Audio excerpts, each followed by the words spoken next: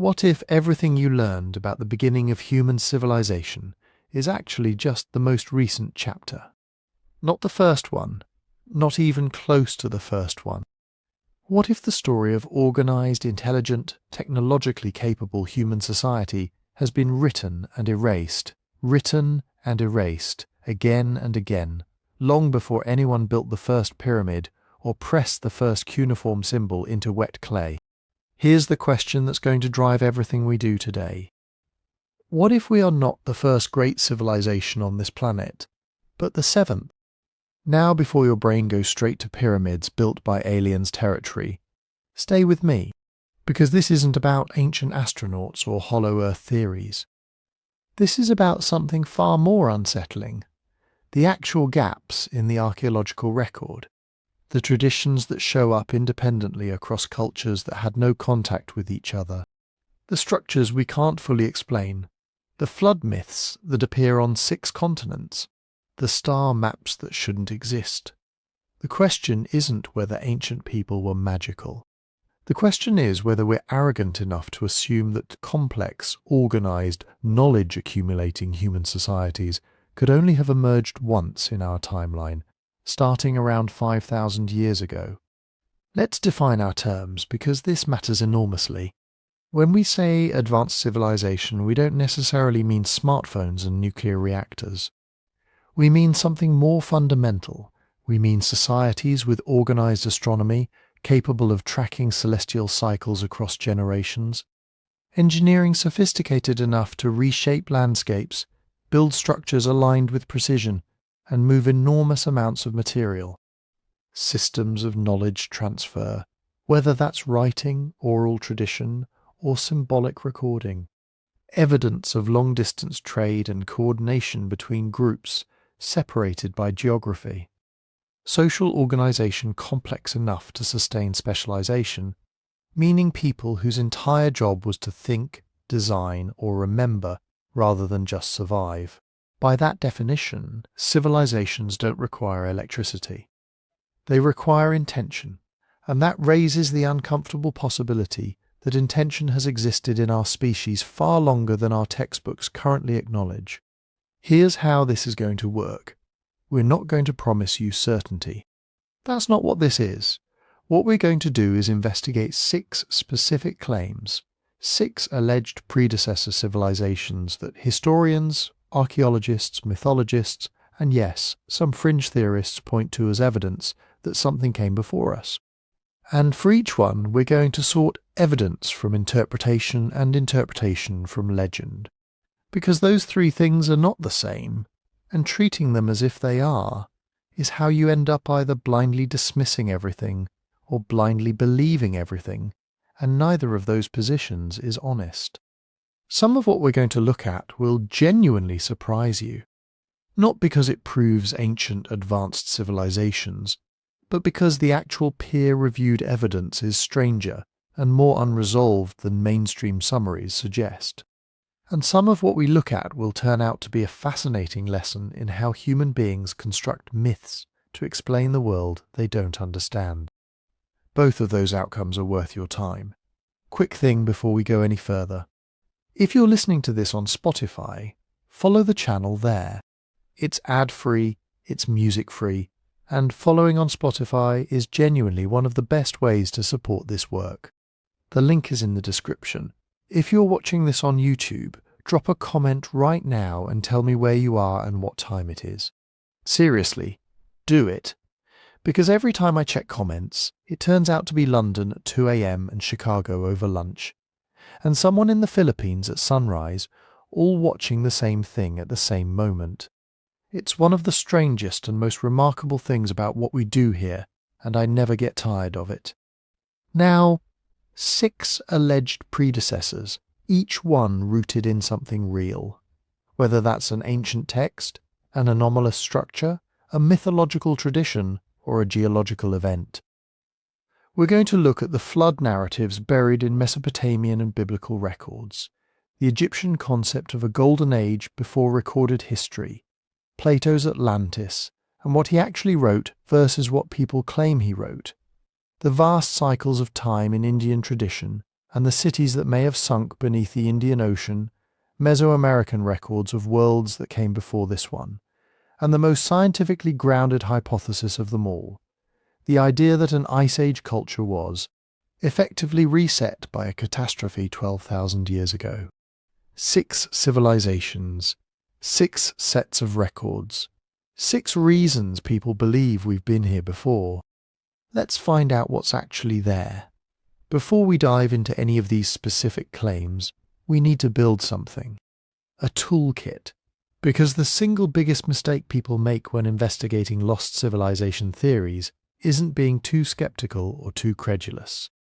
It's approaching the question without any framework at all, just vibes and YouTube thumbnails, and a vague sense that ancient people were either idiots who somehow built impossible things, or geniuses who left no other trace of their genius.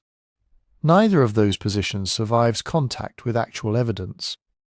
So let's talk about how to think about this before we talk about what to think. The basic toolkit has 4 components: primary sources, which means the actual original texts, inscriptions, and records, not someone's summary of someone else's interpretation of a translation; archaeology, which means physical evidence pulled from the ground with documented context; geology, which gives us a timeline for what the planet was actually doing at any given moment; and comparative mythology, which is the careful, systematic study of how stories spread, mutate, and preserve cultural memory across time. Each of these disciplines has limitations. None of them alone gives you the full picture. But together, they form something that's genuinely powerful, a way of triangulating between what people said, what they built, what the Earth recorded, and what stories survived. Here's where it gets immediately complicated. Almost every lost civilization claim eventually involves what someone calls secret records, hidden archives, ancient texts preserved by esoteric orders, manuscripts that mainstream academia refuses to acknowledge. And look, the instinct to believe in suppressed knowledge is deeply human. Power does suppress information. Colonial empires burned libraries. Religious institutions destroyed texts. Archives do get restricted. All of that is real, but it's worth understanding how secret records typically arise, because the pattern is almost always the same. It starts with something genuine, a restricted archive, a partially translated text, a real oral tradition that outsiders weren't allowed to access. Then that kernel gets picked up and amplified, usually through a chain of retellings that adds a little more drama at each step. By the time it reaches a 19th century occultist or a 20th century paperback or a 21st century Reddit thread, the original grain of truth has been buried under layers of embellishment, misquotation, and wishful thinking. The Vatican archives are real, and some documents there are restricted. That doesn't mean they contain blueprints for Atlantean technology. The difference between those two things is enormous, and it matters. Which brings us to one of the most important distinctions in this entire conversation. The difference between legend as cultural memory and legend as literal history. These are not the same thing, and confusing them is how otherwise smart people end up in trouble. When a legend says a great flood destroyed the world, that doesn't mean either A, a global civilization was literally drowned, or B, the story is pure invention with no connection to reality. What it might mean is that the people who told this story had ancestral memory of a real catastrophic flood, localized but devastating enough to feel like the end of the world preserved across generations in narrative form, because narrative is how pre-literate societies maintain information. Legends encode real experience. They just encode it through the distorting lens of metaphor, cultural values, and centuries of retelling. The skill is in reading the encoding, not in either taking the literal surface or dismissing the whole thing. Now let's talk about the traps, because there are several, and they're all waiting for you. Confirmation bias is the big one. It works like this. You've already decided that a lost advanced civilization existed. Now every piece of ambiguous evidence becomes confirmation. A rock formation looks vaguely like a wall. Confirmation. A flood myth in a culture you hadn't heard of. Confirmation. An ancient text that might, if translated a certain way, refer to flying machines. Massive confirmation. The problem isn't that you're looking for evidence. The problem is that you've stopped being able to see disconfirming evidence. You need to actively ask yourself, what would convince me I was wrong? And if you can't answer that, you're not investigating anymore. You're just collecting. Anachronism is the second trap. This is when you take a modern concept and project it backwards onto ancient material. When ancient Egyptians described the sun's movement in terms that sound like they understood the solar system, that's fascinating. But it doesn't necessarily mean they had telescopes. It might mean they were extraordinarily careful observers who developed sophisticated conceptual models with naked eye observation alone, which is actually just as impressive. Assuming that precision requires modern technology underestimates ancient people in a completely different direction than calling them aliens did. Misquotation is endemic in this space. Plato did write about Atlantis. He wrote far less than most people think, and what he wrote was far more ambiguous than most people claim. Ancient Vedic texts do describe vehicles that fly. They also describe those vehicles doing things that are physically impossible even by our standards, which should complicate any literal reading. Sumerian king lists do record reigns of impossibly long duration. What you do with those facts depends entirely on whether you've read the original sources or whether you're working from a chain of retellings that has been quietly editorialized at every step. Circular sourcing is the end product of this process, where a claim gets cited back to another source that cites back to the original claim, creating the appearance of corroboration where there is only repetition. So, what would strong evidence actually look like? This is the important question, and most people skip it entirely. Strong evidence for a prehistorical civilization would start with datable physical artifacts. Objects made by intelligent design found in a stratigraphic context, in a layer of Earth that clearly predates the civilizations we already know about. Stratigraphy is geology's gift to archaeology. The layers of soil and rock are a timeline. Find a worked stone tool or a smelted metal object in a layer that's 40,000 years old, and you have something that demands explanation. Find it in a disturbed context, sitting on the surface or in a layer that's been disrupted by erosion or previous excavation, and you have very little. The context is almost more important than the object itself. Inscriptions that can be independently translated, not just interpreted by a single researcher with a theory to support, would constitute strong evidence.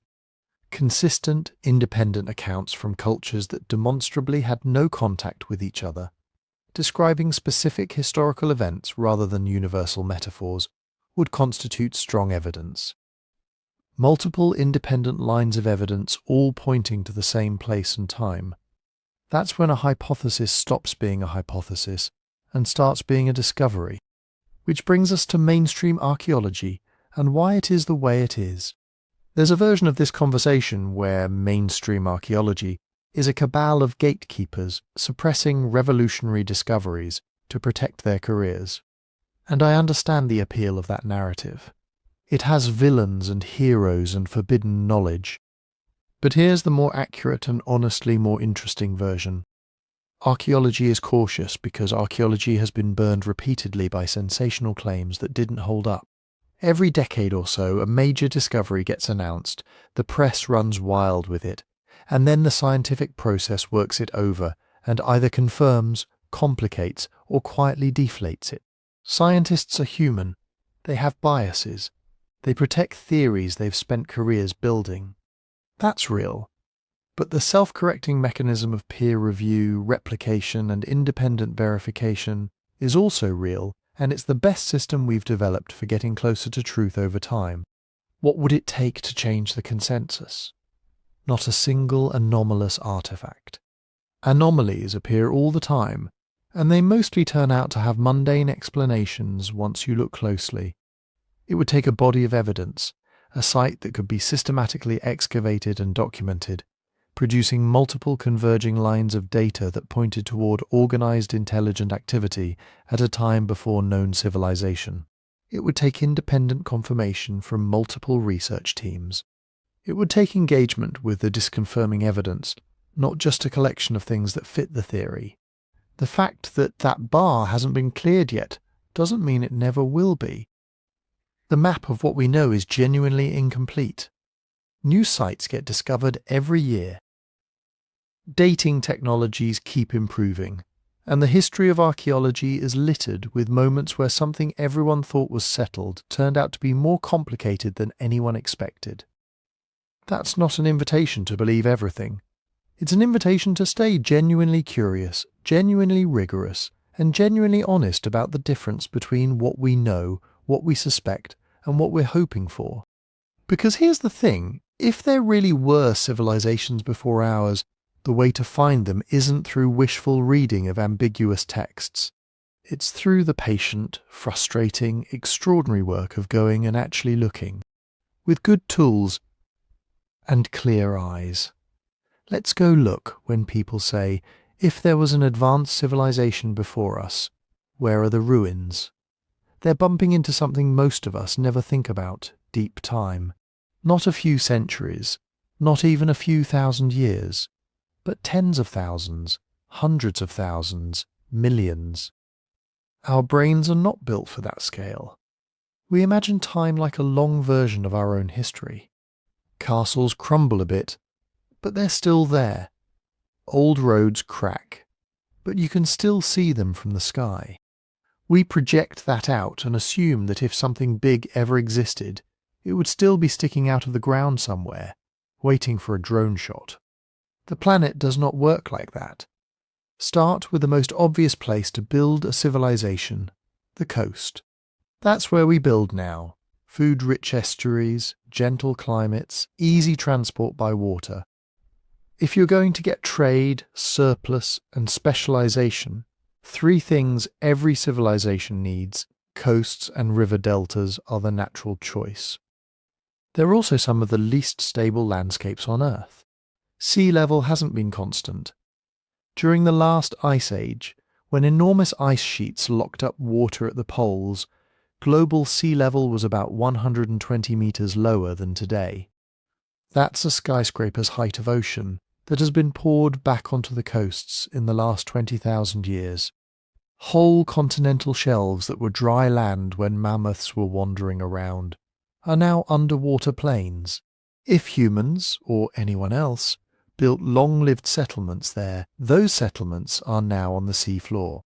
River deltas are even more volatile. They build outwards as rivers dump sediment, then abruptly shift when channels change course, when floods carve new paths, when storms rearrange everything.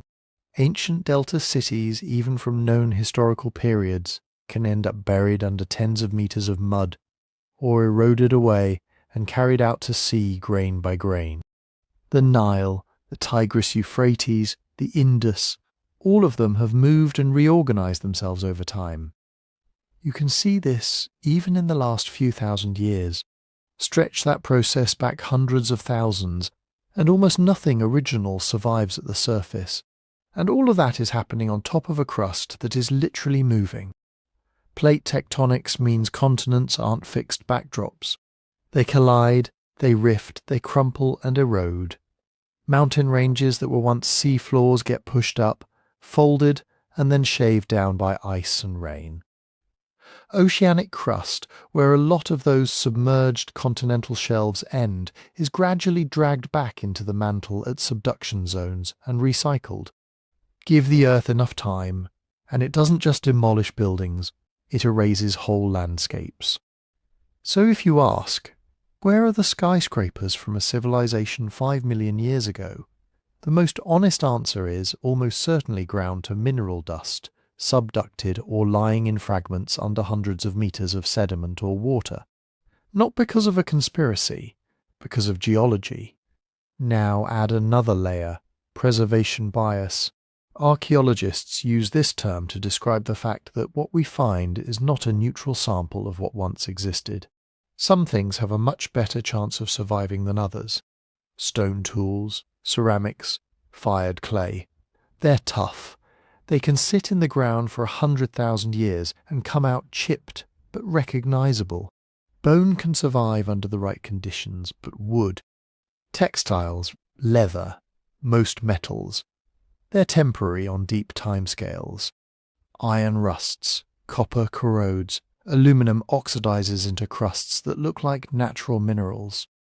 Electronics, our most obvious signatures of complexity, are made of plastic, glass and metals that break down, leach out, and physically disintegrate when exposed to water, microbes and chemistry over long spans. Put your phone in a landfill and come back in 10,000 years. You won't find a phone. You'll find a chemically altered smear. This is why the oldest human artifacts we have are overwhelmingly stone. It's not because ancient people only had stone. It's because stone is what survives.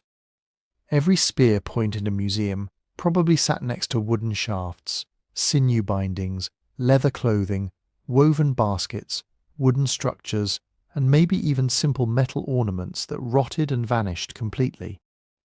The archaeological record is the leftover segment of a much bigger cultural iceberg, and the further back you go, the smaller the visible tip.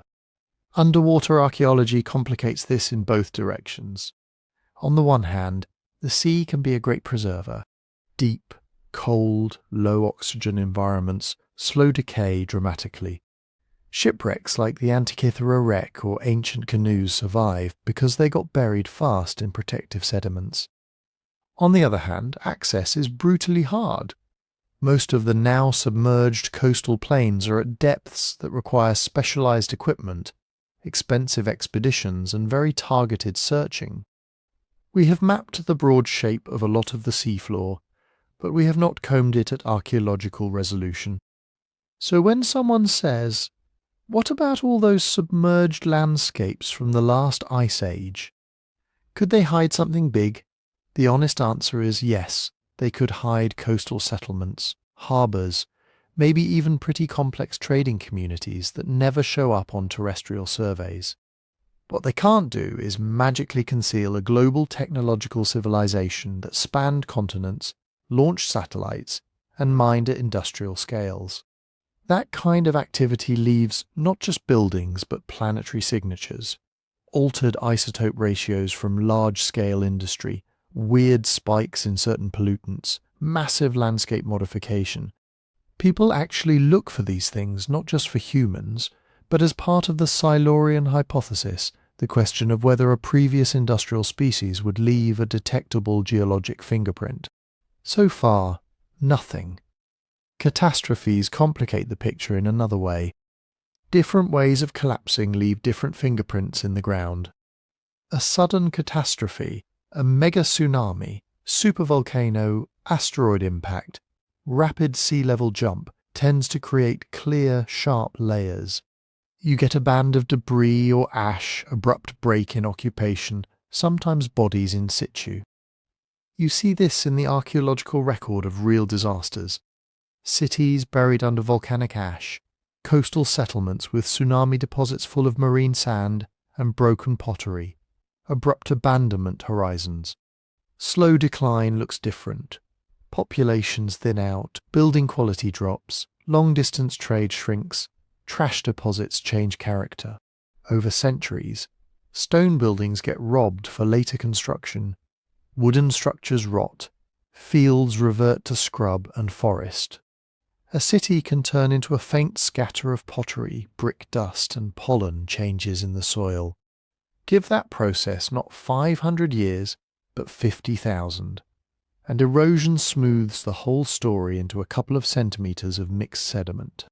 So when we don't find abrupt, dramatic end-of-the-world layers corresponding to some claimed lost civilization date, that's meaningful evidence against asteroid-scale resets. But it doesn't tell us much about whether smaller, regional, or slower declines happened in places we haven't dug, or in landscapes that have since been reworked beyond recognition. This is where people often make a logical leap. We haven't found X, therefore X never existed. Or, on the flip side, we haven't found X, therefore X might be anything I want it to be. Both positions ignore the realities of deep time and preservation. Absence of evidence is not automatically evidence of absence. It depends on what kind of evidence you're talking about, how easy it would be to preserve, how likely we'd be to have looked in the right places, and what else the planet was doing in the meantime. A small, coastal, Bronze Age-level culture living 20,000 years ago is much easier to lose than a global, industrial, 21st century-level civilization living 2 million years ago. One could plausibly be mostly underwater and under sediment. The other should have left chemical scars in the atmosphere, weird sediment layers, mines stripped of accessible ore. We haven't seen those, so we're left in attention. The Earth is fully capable of erasing most traces of many kinds of human societies over long stretches of time. That's a real physical fact. At the same time, the more complex, technological, and truly global a civilization is, the harder it becomes to hide it completely. That's another fact.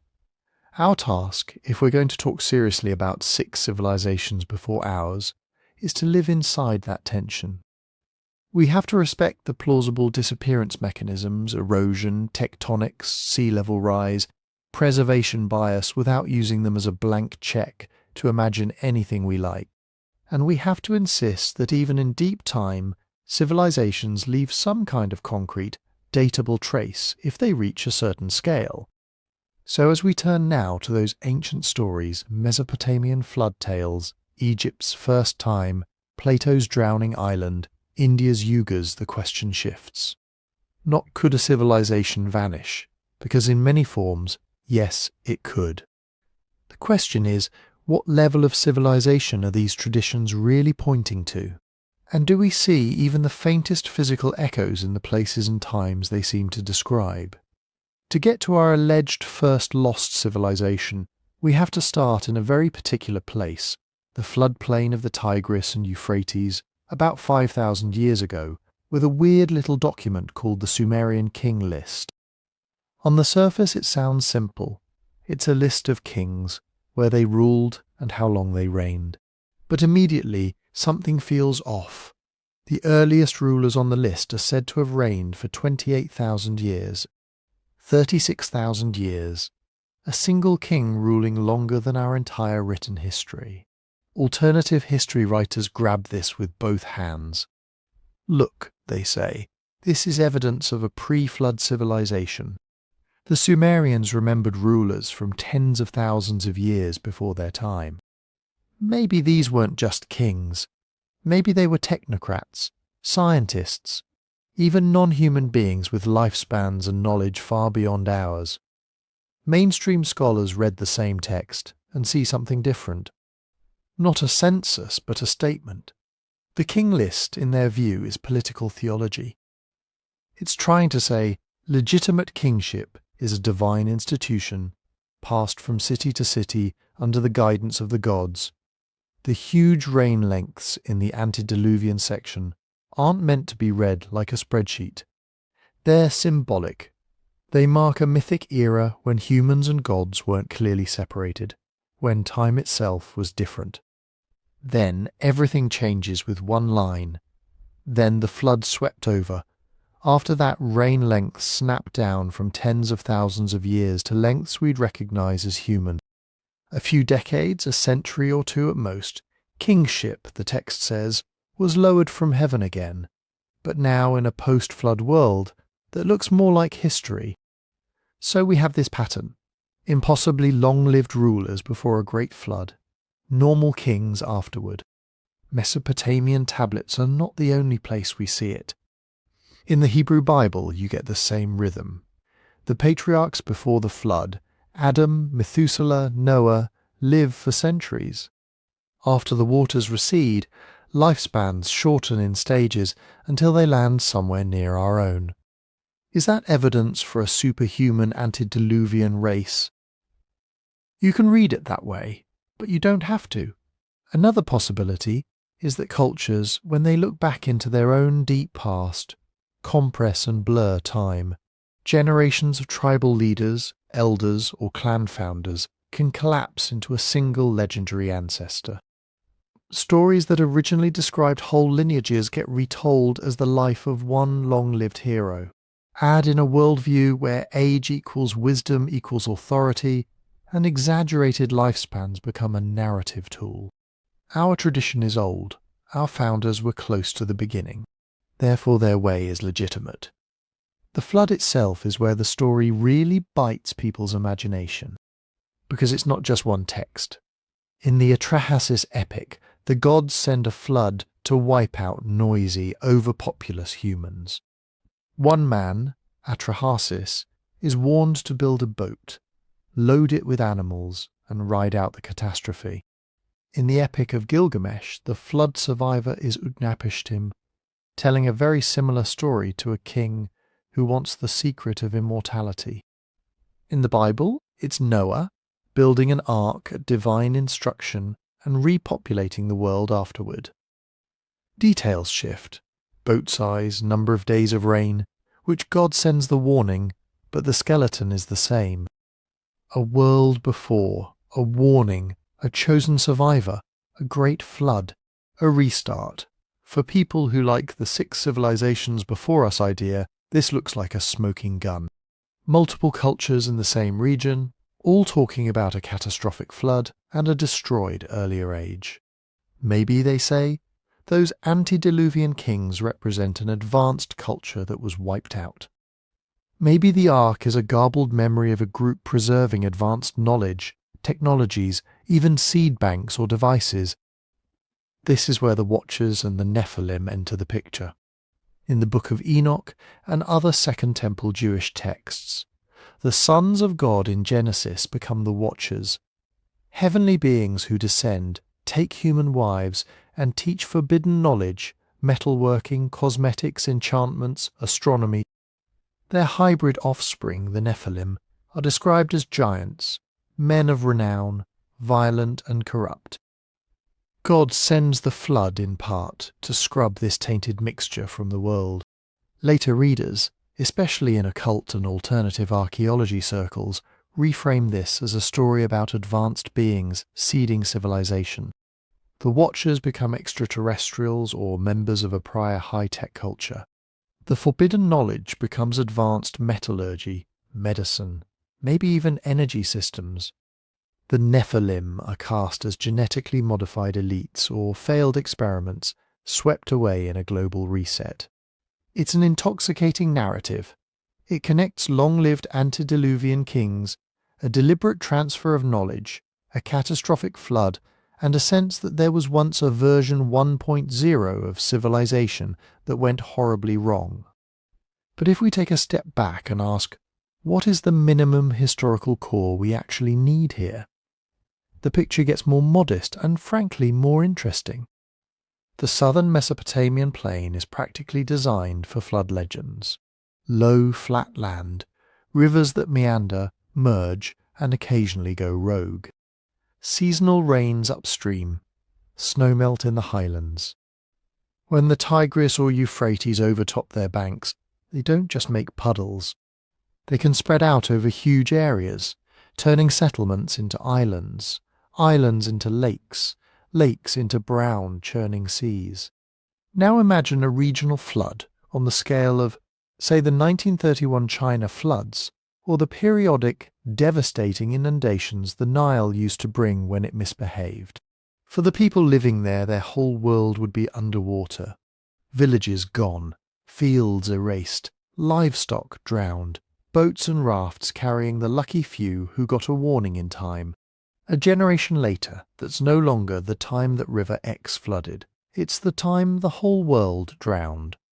Take that memory, retell it for 500 years, and plug it into a worldview where the gods punish and reset humanity, and you get Atrahasis, Utnapishtim, Noah.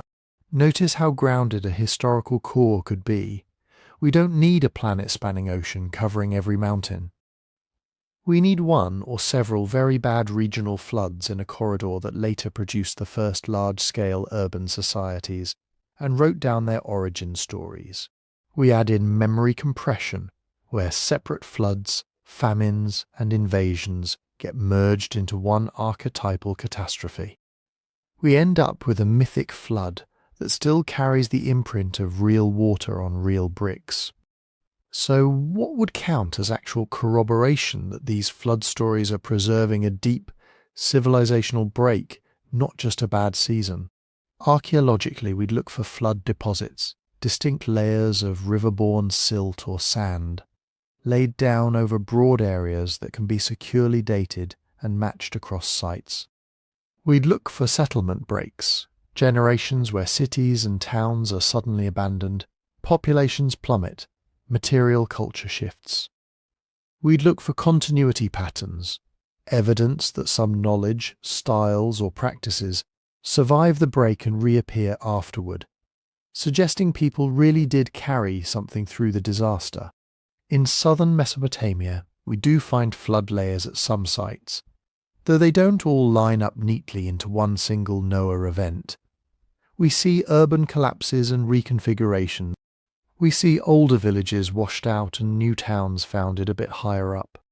So there is some geological and archaeological backing for the idea that big disruptive floods shaped Mesopotamian memory. What we don't see is any trace of pre-Sumerian skyscraper cities, industrial mining, global trade routes, or the kind of technological infrastructure that would qualify as a prior high-tech civilization.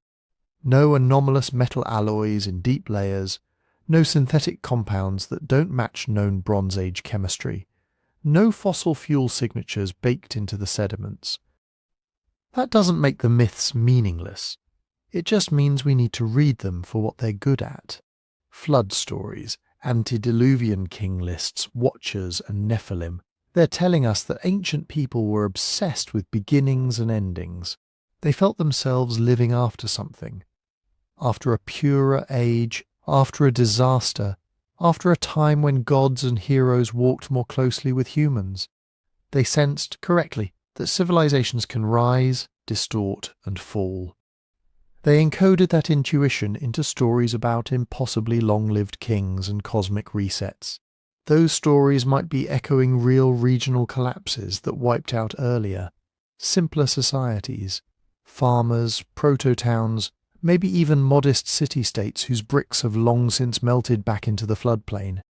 They might even be preserving, in mythic form, the idea that knowledge can leap across a break, that survivors can carry techniques, rituals, and stories from a drowned world into a new one.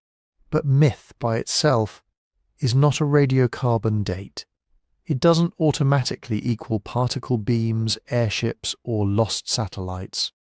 To argue for a truly advanced antediluvian civilization, we'd need the same things we look for in our own deep time: datable layers, clear material culture, technological signatures. In Mesopotamia and the biblical traditions, what we actually see is powerful memory of water and loss, wrapped around the birth of the first cities we can document. The antediluvian world, there is less likely a skyscraper age before ours, and more likely a blurred sacred prehistory of real farmers and real floods whose specifics have washed away, leaving only the archetype. If older, more advanced worlds did exist, we'll need more than long-range lists and giant hybrids to find them. Which brings us to another civilization that claimed to remember a first time before history, carved right into the stone of its temples. In Egypt, that first time has a name: Tepi. If you could walk into a temple in ancient Heliopolis and ask the priests, when did it all begin? They wouldn't say 4000 BC or year one of King so-and-so. They'd point you back to Tepi, the first occasion, the time when the world emerged from chaos, when the gods themselves first ruled on earth. In their stories, it's not kings and pharaohs at the start. It's Atum or Ra, standing on the first mound of dry land that rose out of the primeval waters. It's Shu and Tefnut, Geb and Nut, Osiris and Isis, a chain of divine generations ruling Egypt long before any human dynasty. For people who like the 6 civilizations before us idea, this sounds very familiar. Mesopotamia has antediluvian kings. The Bible has patriarchs before the flood. Egypt has Tepi, an age of god-kings before history. You can see why lost civilization narratives love it. In their retellings, Tepi becomes not just a mythic dawn, but a literal earlier cycle of high technology. The gods become either survivors of a prior advanced civilization or outright extraterrestrials. Their first time is recast as an era of precision engineering, energy devices, levitation tools, all later misunderstood as magic by the Egyptians. Then there's a piece of real crumbly papyrus that seems to add fuel, the Turin King List. It's a New Kingdom document, written maybe 1,200 years after the Great Pyramid, that tries to list every ruler of Egypt.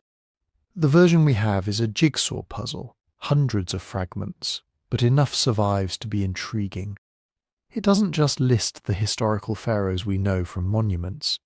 It also includes long sequences of beings described as gods, followers of Horus, and other semi-divine rulers, stretching back thousands of years before the first dynastic king, Narmer. Some fragments give reign lengths that sound ambitious. Thousands of years for divine beings, hundreds for the followers of Horus. The structure echoes the Sumerian king list so closely that it feels like déjà vu, a mythic pre-human rulership, then a handoff to recognizably human kings.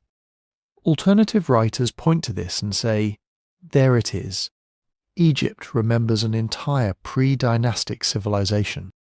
The gods and followers of Horus were the keepers of lost technology. When their world collapsed, the early pharaohs inherited scraps of their knowledge. Mainstream Egyptologists read the same fragments and see, again, theology. The list is saying, our kingship is not random. It descends from the gods in a continuous chain. It's a cosmic pedigree, not a census. The vast reign lengths function as in Mesopotamia, markers of a qualitatively different sacred time. So, as with the Sumerian king list, we have to ask, what's the minimum amount of real history this might be wrapping? We know from archaeology that Egypt didn't pop into existence with stone pyramids already in place. There's a deep pre-dynastic record. Badarian farmers, Nakada cultures, small chiefdoms along the Nile, villages that slowly grow in complexity from about 5000 BC onward. Pottery styles change, burial customs evolve, we see local elites accumulating power, building bigger tombs, controlling trade. By around 3100 BC, those separate chiefdoms knit into a unified state. Writing appears, monumental tombs and temples start to rise. This is the early dynastic period. It's impressive, but it's not a discontinuous jump from nothing. You can trace the gradual build-up in material culture layer by layer. Egyptology as a field is comfortable with a long runway before the pharaohs. It accepts centuries of pre-dynastic development, regional elites, symbolic kingship, probably lots of semi-legendary local rulers whose names we'll never know.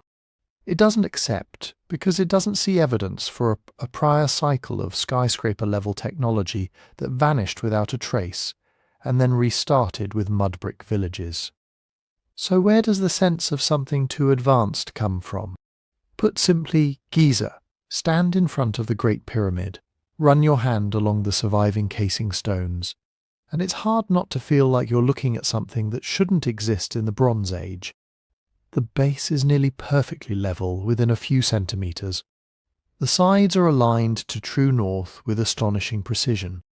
The joints between casing blocks are so tight that in many places you can't slide a blade between them. Add in the shear scale over 2 million blocks, some weighing tens of tons, and the complex internal passages, and your brain starts looking for shortcuts. They must have had some lost technology. Lasers, power tools, anti-gravity. Something. Engineering explanations, though, don't require any of that. Given enough labour time and obsessive surveying, you can get extraordinary precision with Bronze Age tools.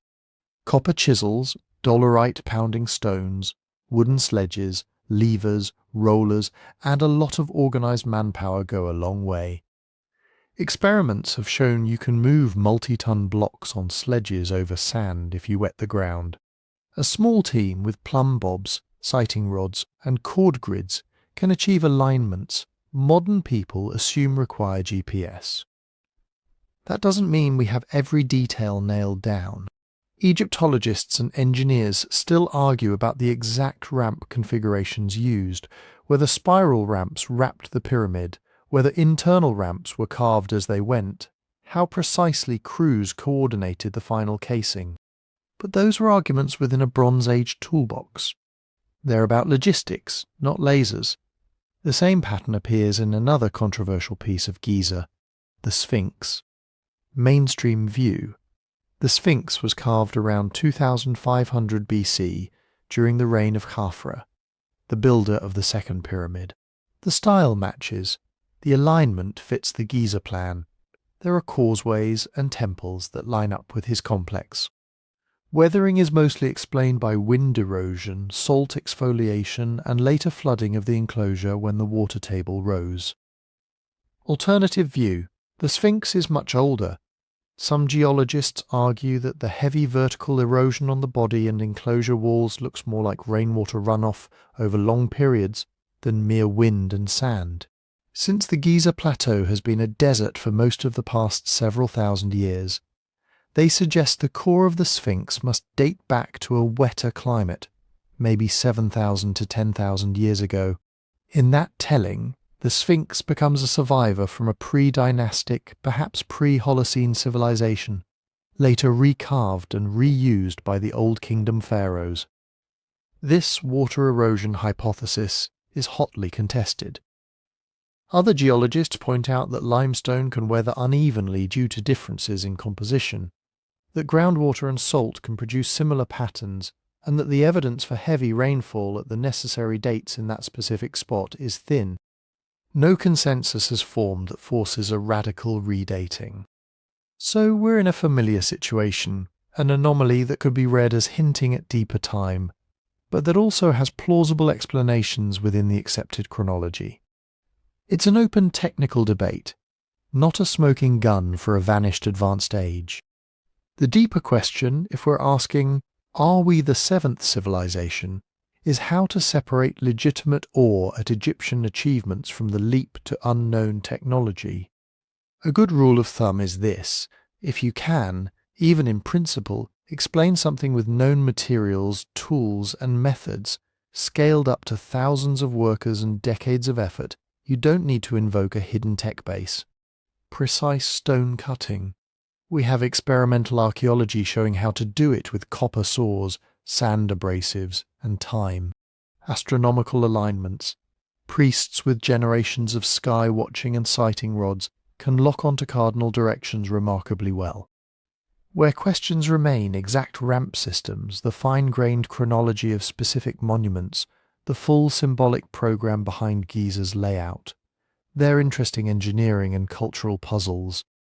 They are not, by default, proof of gravity beams or alien drills. Tepi and the divine rulers of the Turin king list probably do preserve something real, but on a different scale. They encode the memory that before unified kings there were older, fuzzier forms of authority, sacred ancestors, legendary chieftains, local gods, whose shrines predated the state. They project that hazy prehistory backward into a perfect first time when order emerged from chaos. It might be that scattered, pre-dynastic elites built impressive shrines or proto-monuments we haven't yet found, or that have been recycled into later structures. It might be that real floods, famines, and power struggles got mythologized as the battles of gods at the beginning of the world. But if a full-blown, high-tech Egyptian civilization existed tens of thousands of years before the pyramids, it left no clear, datable, unambiguous material trace beneath or around the monuments we can study. So Egypt gives us the same tension as Mesopotamia: powerful myths of a before time, real but gradual archaeological development, spectacular engineering that pushes human limits without breaking known physics, and a handful of puzzles that keep the door open just enough for speculation. If there were truly older cycles of civilization, they are not shouting from the Giza Plateau. At most, they are whispering through ambiguities in stone and story. To listen harder, we have to leave the Nile and turn to another culture whose most famous lost city exists only in a philosopher's tale. In Greece, the before time doesn't come from temple walls or king lists. It comes from one guy, Plato, every version of Atlantis you've ever seen, crystal pyramids, energy beams, psychic dolphins, ultimately traces back to two dialogues he wrote in the 4th century BC, Timaeus and Critias. And they don't read like a myth book. They start like a dinner party. In Timaeus, Plato has Socrates hanging out with a small group of intellectuals. One of them, Critias, says basically, "You know that perfect city you described yesterday, Socrates? The ideal republic? Let me tell you a true story from very ancient times that matches it in some ways and shows what happens when such a city goes bad." He says he heard it from his grandfather, also named Critias, who heard it from his father, who heard it from the famous lawgiver Solon. Solon, in turn, supposedly heard it from Egyptian priests in the city of Sais, who had access to records written on temple walls going back 9,000 years before Solon's visit. So the chain looks like this: Egyptian temple inscriptions, priests of Sais, Solon, Critias's father, Critias's grandfather, Plato's character, Critias Plato. That's a lot of telephone, according to this story. Long before known Greek history, there was a mighty island power beyond the Pillars of Heracles, usually taken to mean the Strait of Gibraltar. Atlantis. It was larger than Libya and Asia Minor combined, ringed with concentric harbours and canals, rich in metals, temples, and a powerful navy. The Atlanteans, children of Poseidon, began virtuous and orderly, but over time became greedy and imperial. They tried to conquer the Mediterranean. Standing in their way? A prehistoric Athens, a surprisingly modern-sounding, virtuous citizen-soldier democracy that resisted the Atlantean expansion and, according to Plato, defeated them. After which, in a single day and night of earthquakes and floods, Atlantis sank beneath the sea, and the land around Athens was devastated, erasing most traces of this heroic past. On the surface, it sounds like straightforward lost civilization lore. Ancient documents, advanced islands, catastrophic floods, a missing continent. But Plato isn't a travel writer. He's a philosopher with an agenda. There are 3 main ways people have read this story. The first is as pure allegory. On this view, Plato invents Atlantis as a narrative device. He needs a powerful, wealthy, technologically impressive society to contrast with his ideal state. So he gives you a city that has everything: resources, engineering, imperial reach, and then shows you how moral decay and hubris destroy it. It's a myth of decline. A cosmic version of pride goes before a fall. The details line up neatly with his philosophical themes. Atlantis is ruled by kings descended from gods, but as they intermarry with mortals, their divine portion becomes diluted. They lose internal harmony, start chasing luxury, and justice collapses. Zeus convenes the gods to punish them. It's a morality play. In that reading, the Egyptian backstory is just a way of making the tale feel ancient and authoritative. I'm not making this up. I'm just passing on what the wise Egyptians recorded ages ago. The second interpretation is political. Plato is writing not long after the Persian Wars, when a vast Eastern empire tried, and failed to conquer the Greek world, and after the Peloponnesian War, when Athens itself swung from idealistic democracy to imperial bully and then disaster. Atlantis, in this light, is the Persians plus imperial Athens rolled into one cautionary example. A superpower with fleets and riches undone by overreach. Prehistoric Athens is the dream of what Athens could have been if it had stayed virtuous and philosophically guided. So the story functions as patriotic flattery and warning. We once were this noble, we could be again, but if we act like Atlantis, we know how that ends. The third interpretation is the one that keeps Atlantis alive in lost civilization circles. Maybe, people say, Plato really did hear a distorted version of real events. Maybe Egyptian priests had fragmentary records of some much older maritime culture in the Atlantic or Western Mediterranean. Maybe the numbers got garbled. 9,000 years becomes 900. Island becomes peninsula. But under all the philosophical dressing, there's a scattered memory of an actual place and disaster. If that's true, what could the candidates be?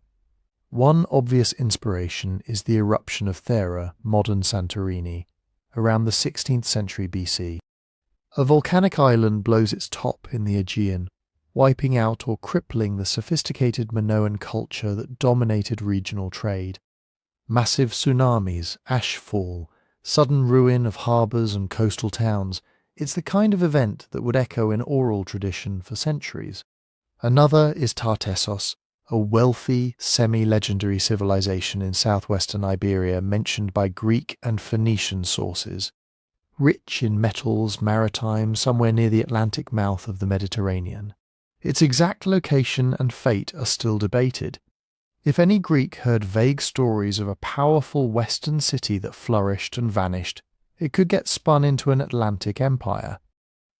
Then there's a broader, less place-specific idea that Plato is repackaging a composite of ancient maritime powers, Minoans, Mycenaeans, Phoenicians, into one archetypal sea empire.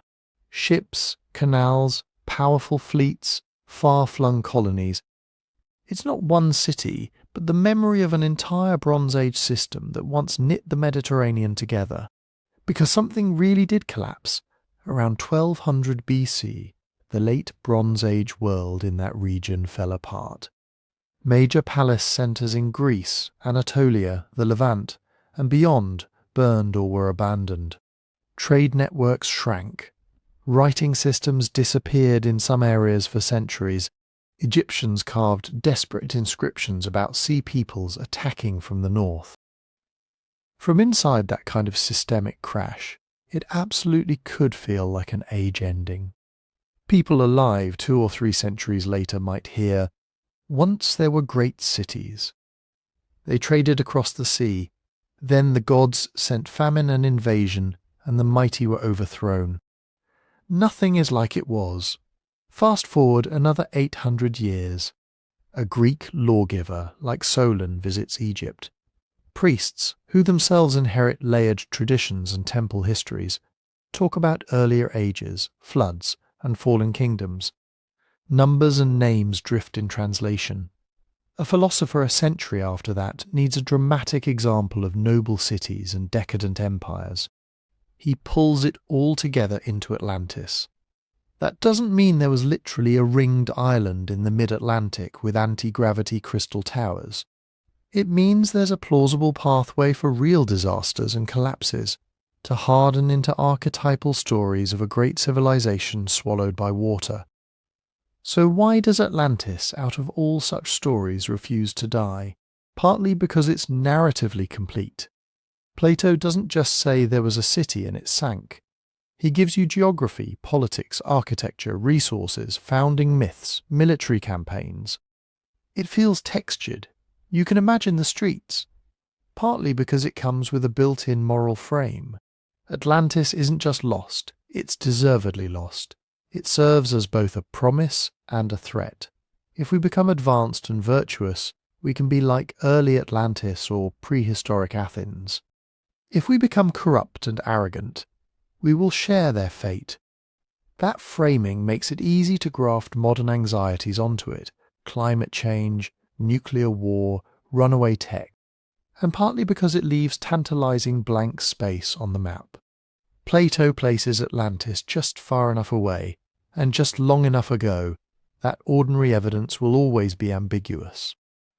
The Atlantic seafloor is enormous and hard to survey. Coastlines have shifted. Sea levels rose after the Ice Age. So there's always room to say, we haven't looked in the right spot yet. The real city is just over the horizon, If we're asking, though, are we the seventh civilization and was Atlantis one of the previous six, we need an evidentiary bar that isn't satisfied by vibes and narrative satisfaction. What would have to show up for Atlantis to move from story to site? You'd need a location that matches the core elements of Plato's account in a tight, testable way. Not somewhere in the ocean, but a specific region with clear geological evidence of a major, relatively sudden catastrophe at roughly the right time, massive subsidence, tsunami deposits, volcanic destruction. Archaeological remains of a complex urban maritime culture at that spot before the disaster, harbours, shipbuilding infrastructure, large-scale architecture, organised water management. Not just a fishing village. Material culture that plausibly connects to the world Plato knew, either through trade goods, linking it to the Bronze Age Mediterranean, or through a timeline that makes sense if memories travelled via Egypt. And ideally, independent textual or iconographic references from nearby cultures that hint at such a power, foreign inscriptions, shipwreck cargoes, loanwords, so we're not hanging everything on one Greek philosopher. So far, despite a century of looking, no proposed Atlantis site clears that bar. Some have pieces. Thera has the cataclysm, Tartessos has the rich western harbour vibe, but nothing matches the whole package without stretching Plato to the breaking point. That doesn't make Atlantis useless to our question. It shows how easily real collapses, half remembered by later cultures, can be reshaped into a single mythical golden age that ends overnight. If cycles of civilization existed before ours, their last echo in later societies might look exactly like Plato's story. A moralized, compressed, geographically fuzzy tale of a world city that rose too high and drowned. To see whether anything like that actually happened, we have to leave philosophy and follow those collapses out into the wider world, where entire ages really did end in fire and flood, and where Indian texts talk not of one Atlantis, but of whole cycles of creation and destruction. In India, the before times go bigger than a single island. They go cosmic. Instead of one lost city that sinks once, you get time itself running on a loop, ages that rise, peak, decay, and reset, over and over. This is the yuga system. In mainstream Hindu cosmology, human history isn't seen as a straight line from primitive caves to smartphones. It's a cycle of 4 ages, Satya, Treta, Dvapara, and Kali Yuga, collectively called a Mahayuga. In the earliest age, Satya Yuga, humans are supposed to be long-lived, virtuous, almost godlike. Each yuga that follows is shorter and more corrupt, until you get to Kali Yuga, the age of quarrel and decline. Depending on which tradition you read, a full cycle lasts millions of years. Then there are larger cycles stacked on top of that, manvantaras, kalpas, vast stretches of time that make even geological timescales feel like weekend plans. When you look at that through a modern lens, it's very easy to say, hang on. Multiple cycles of rising and falling ages, massive spans of time. Golden ages with higher knowledge, then a collapse into a dark age. Are they talking about previous high-tech civilizations?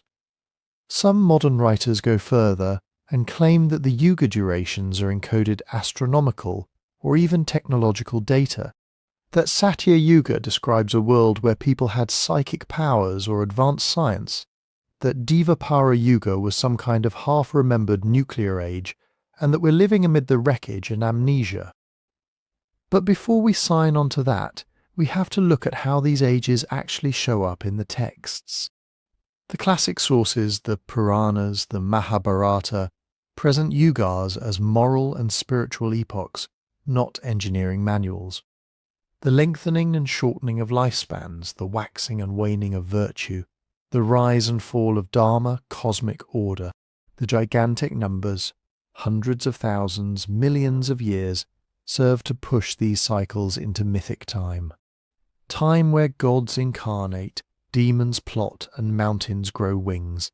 That doesn't rule out the possibility that distant memories of real events got wrapped into the framework. But the primary function is philosophical.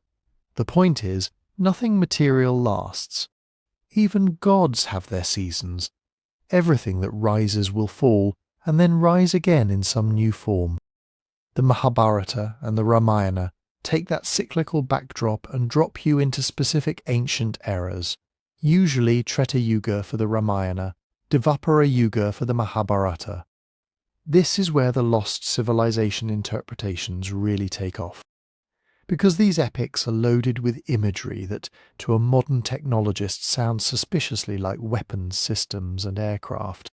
You get descriptions of Vimanas, chariots of the gods that can move through the sky, across great distances, sometimes even between worlds.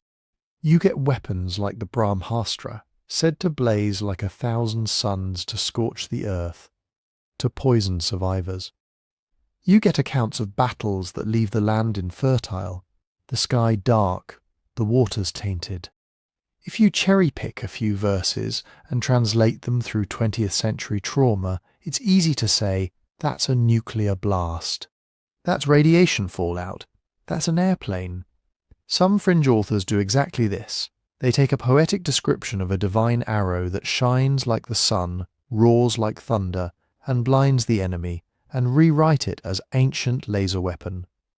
Or they treat a palace that rose into the clouds as a literal steel and aluminum skyscraper. There are problems with that. First, the same texts also use those metaphors for completely uncontroversial things. A normal forest fire is compared to the end of the world. A king's anger is like the sun at the end of the age. God's vehicles are animals, clouds, mountains. Anything impressive becomes a vahana, a carrier. Second, the Vimanas themselves are slippery. In some passages they're clearly magical flying chariots, powered by mantras run by gods or semi-divine heroes. In others they're just elaborately decorated carts.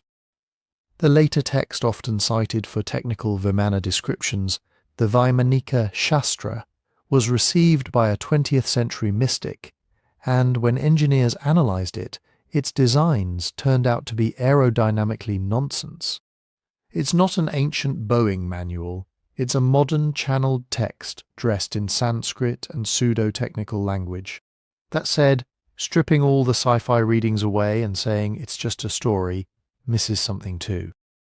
These epics are obsessive about geography, dynasties, and social detail. They name rivers and cities that we can locate. They preserve older layers of myth woven into what look like very human struggles for power, land, and legitimacy. Which brings us to the ground. What do we actually find in India's soil? The first major urban civilization in South Asia we can point to with confidence is the Indus Valley civilization, also called Harappan, after one of its key sites.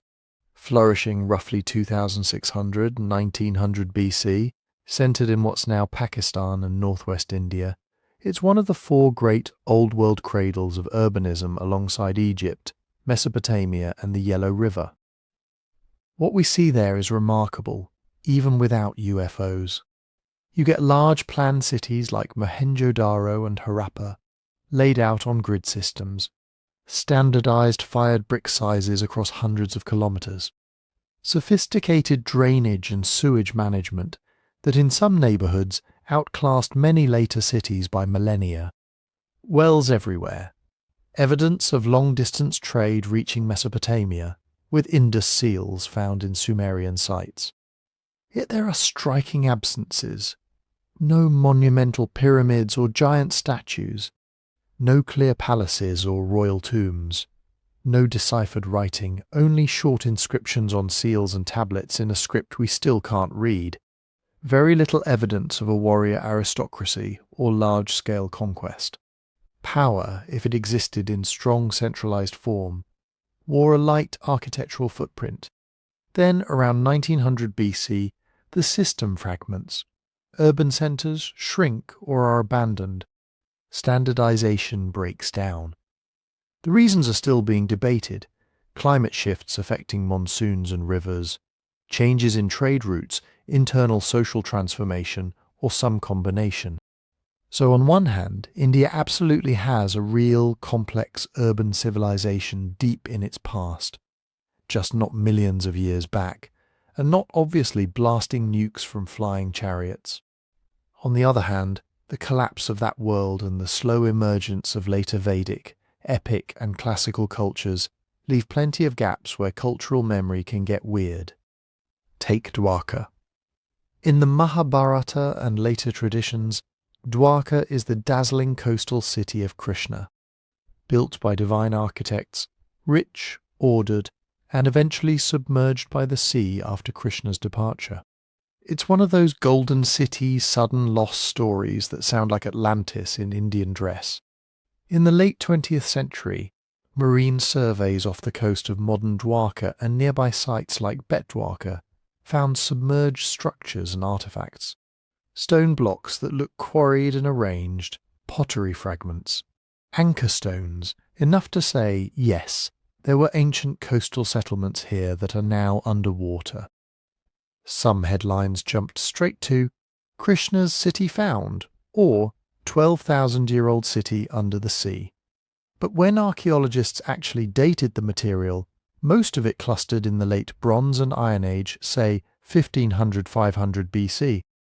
Old, but not impossibly so, and not clearly a single intact megacity, more a set of harbour structures and settlements that suffered the normal fate of low-lying coasts on a shifting, eroding shoreline. Are there older layers, possibly? Sea levels have risen since the last ice age. The west coast of India is complex, with river deltas and shifting sands that can cover or reveal structures. Some sonar images show patterns that could be human-made, but could be isn't are, and dating submerged stone is hard. Without clear in-situ artifacts or organic material, claims of 10,000-plus-year-old cities rest on very shaky ground. So what do we do with the epics themselves? Reading them responsibly means holding three things at once. First, they are not modern history books. They were compiled and edited over centuries, mixing mythic layers, theological arguments, didactic tales, and maybe kernels of historical events. The talking monkeys, shape-shifting demons, and divine weapons are not there to give you lab specs. Second, they can preserve cultural memories in distorted form. Wars between polities, the abandonment of cities, river course changes, even local floods or earthquakes can get mythologized into world-ending battles and divine retribution. When the Mahabharata talks about the end of Dvapara Yuga linked to a devastating war, part of that might be echoing real social upheavals at the tail end of the Bronze Age in the region. Third, they're saturated with metaphor and symbolism. Weapons that destroy worlds aren't just about physical damage. They're about moral catastrophe, the collapse of order. Flying chariots aren't just about transport. They're about transcendence, the connection between heaven and earth. To read them flatly as aerospace descriptions is like reading the Book of Revelation as a submarine maintenance manual. Where do the genuine mysteries sit? Some are textual. How old are the earliest layers of these epics, really? Oral composition can preserve themes for a long time before writing. But pinning dates is hard. Some are material. The undeciphered Indus script, the exact triggers of Harappan collapse, the nature of early Iron Age, states that step into the vacuum. There are also transitions that feel abrupt from our distance, from large, relatively anonymous Indus cities to smaller, more hierarchically explicit later cities, from a material culture we can't read to one anchored in Vedic ritual and epic narrative. In those gaps, it's easy and tempting to insert entire lost cycles of high technology. Could there have been earlier, more advanced cultures on the subcontinent before the Indus, wiped clean by time and monsoon? To move that from possibility to probability, we'd need the same kind of things we asked of Atlantis: clear, datable archaeological evidence of complex urbanism or large-scale engineering well before 3000 BC, and ideally multiple independent lines of support. So far, the record shows deep human antiquity in India. Stone tools going back hundreds of thousands of years, rock art, hunter-gatherer traditions, early farmers. Then by the 3rd millennium BC, a very real, very impressive urban civilization in the Indus. What it doesn't yet show is skyscrapers in Satya-Yuga or jets in Devapara. What it does show through the Yuga cycles and epic imagination is a culture that was thinking hard about rise and fall, about long arcs of time, about remembered and forgotten ages. And that again is exactly the kind of mind that might preserve a faint echo if there really were civilizations before ours. To look for those echoes beyond India, we have to keep following the pattern. Myths of world ages, submerged cities, builders before the builders, across the ocean into the Americas. If India gives you yugas, Mesoamerica gives you suns. In central Mexican cosmology, especially as preserved by the Aztecs, you don't just have one creation, one history. You have a series of worlds, each with its own rules, its own peoples, and its own way of ending badly. This is the doctrine of the 5 suns. In broad outline, the story goes like this. The gods create a world, populate it, and something goes wrong. Jaguars eat everyone. Or hurricane winds strip people of their flesh and turn them into monkeys. Or fire rains from the sky. Or a flood wipes the slate clean. Each destruction is followed by a new beginning, a new sun, a new age of humanity. It's not a perfect one-to-one with Indian yugas, but the family resemblance is striking. Multiple world ages, repeated resets. Catastrophes that sound to a modern ear, like floods, storms, conflagrations, and a strong idea that we're living in a precarious late-stage world, the 5th sun, that could end if balance isn't maintained. The Maya, further south, don't talk about suns in quite the same way, but they're obsessed with time cycling. Their long count calendar famously tracks days from a mythic starting point in 3114 BC through massive spans called bactons. At the end of a big cycle, the odometer rolls over and a new era begins.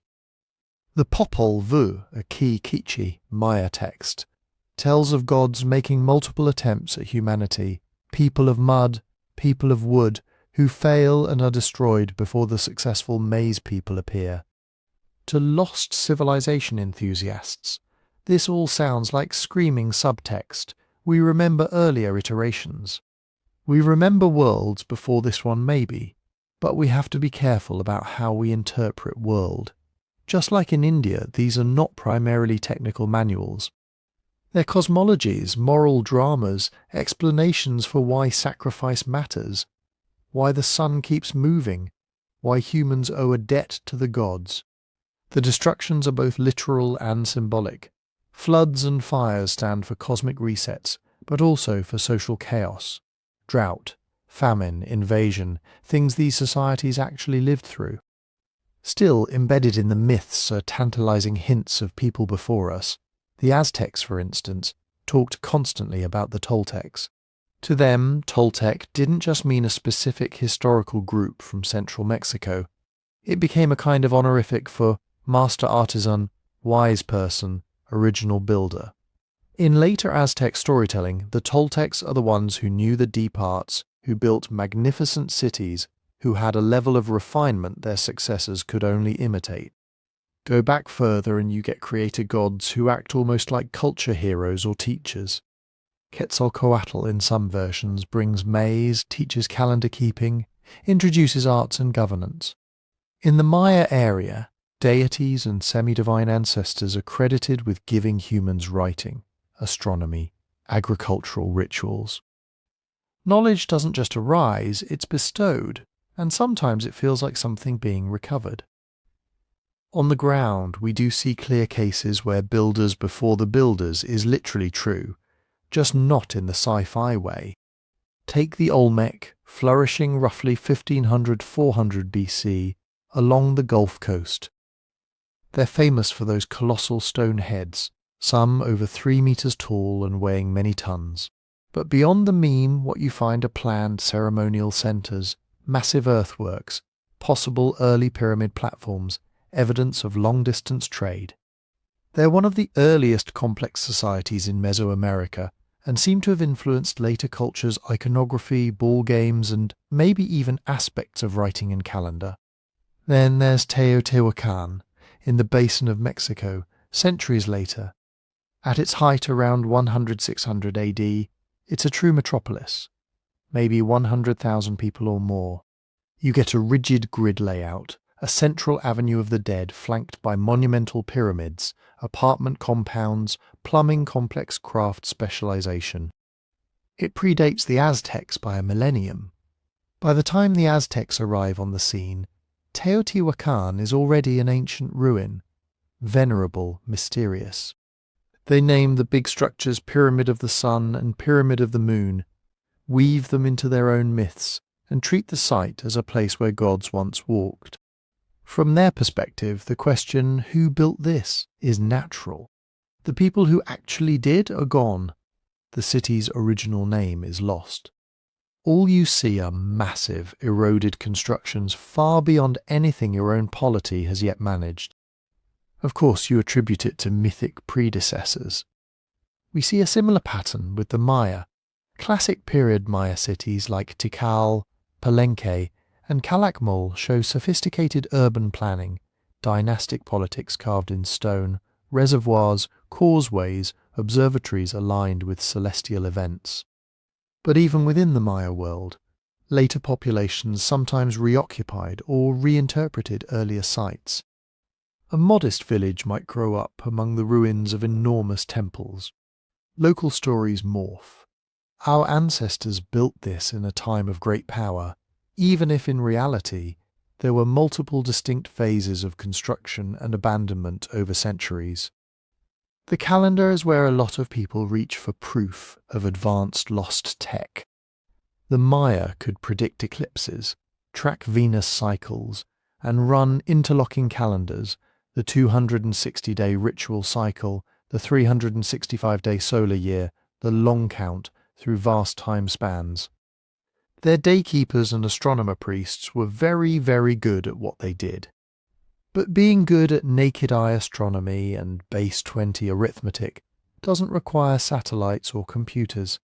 It requires long-term observation, record-keeping, pattern recognition, and a cultural commitment to watching the sky. The same goes for Aztec calendar stones and year counts. They're impressive, they're mathematically elegant, but they sit comfortably within what human societies can do with persistent effort and no modern technology. Where the myths of world ages intersect with archaeology most concretely is in the theme of catastrophe. We know that parts of the Maya lowlands went through severe drought episodes in the late Classic and Terminal Classic periods. Lake sediment cores, cave stalagmites, and other proxies show prolonged dry spells.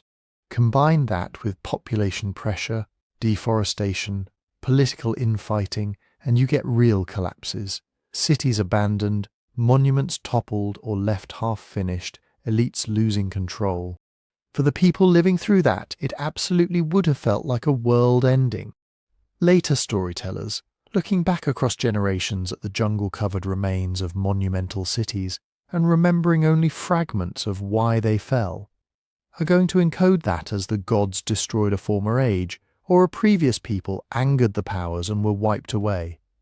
From our side, peering back across even longer spans, those same ruins can trigger the same question the Aztecs asked at Teotihuacan: who built this? Could it have been someone even earlier, even more advanced? Especially when we find a colossal pyramid buried under a later pyramid, or an older ceremonial platform reused by a newer culture. Layers on layers, like geological strata, invite stories about cycles and resets. So yes, in Mesoamerica we do find myths of multiple creations, memories of earlier peoples credited with superior skill, and real archaeological sequences where societies rise, build monumentally, fragment, and leave their successors puzzling over what came before. What we don't yet find is clear, datable evidence of a hidden technological civilization beyond what Olmec, Maya, Teotihuacan and their neighbours already were, brilliant Stone Age engineers and astronomers pushing pre-industrial techniques to their limits. But when you line up Mesopotamian floods, Indian Yugas and Mesoamerican suns, a pattern emerges. Cultures all over the world thinking in terms of ages, cycles, destructions and rebuilds. That pattern is exactly where lost civilization theories like to live. To really stress test those theories, though, we have to leave mythic time and zoom in on the most recent, most concrete reset candidate of all, the end of the last ice age. At the end of the last ice age, something genuinely weird happened. From about 21,000 years ago onward, Earth was slowly thawing out. Massive ice sheets were retreating, sea levels were creeping up, climates were shifting. For thousands of years, the general trend was a bit warmer, a bit wetter, a bit friendlier to plants, animals and humans. Then, right when things were looking good, the planet seems to slam the brakes. Around 12,900 years ago, temperatures in many regions dropped dramatically. In parts of the North Atlantic world, it got nearly as cold as full glacial conditions again. This chilly interval is called the Younger Dryas. It lasted roughly 1,200 years, and then, just as abruptly, the climate lurched back toward warmth. Not a gentle slope, but sharp steps in ice cores and sediment records that make climate scientists sit up straight. If you're someone who thinks in terms of civilizations and resets, that pattern is irresistible. Slow warming, people spreading into new lands, experimenting with new ways of living. Then a sudden cold shock, ecosystem disruption, megafauna extinctions, sea level jumps and meltwater pulses on either side of it. Then a new, warmer world. It feels like a cosmic switch being flipped. Old world off, new world on. Add to that another detail. This is exactly the window when, in a lot of alternative history circles, you start hearing about a supposedly advanced Ice Age culture. The claim goes something like this. Long before Egypt, Sumer or the Maya, there was a global or semi-global culture of hunter-gatherers plus. People who still used stone tools but also had refined astronomy, sophisticated surveying, maybe even some form of navigation and proto-engineering. They understood precession of the equinoxes. They tracked long celestial cycles. They knew geometry well enough to lay out perfect circles and alignments. Then the Younger Dryas hit. Their coastal settlements drowned or shattered, and only a handful of survivors made it through to seed later first civilizations with their knowledge. In this narrative, those survivors become the culture heroes of myth, the civilizing gods, the mysterious founders who pop up in stories from Turkey to Egypt to Mesoamerica.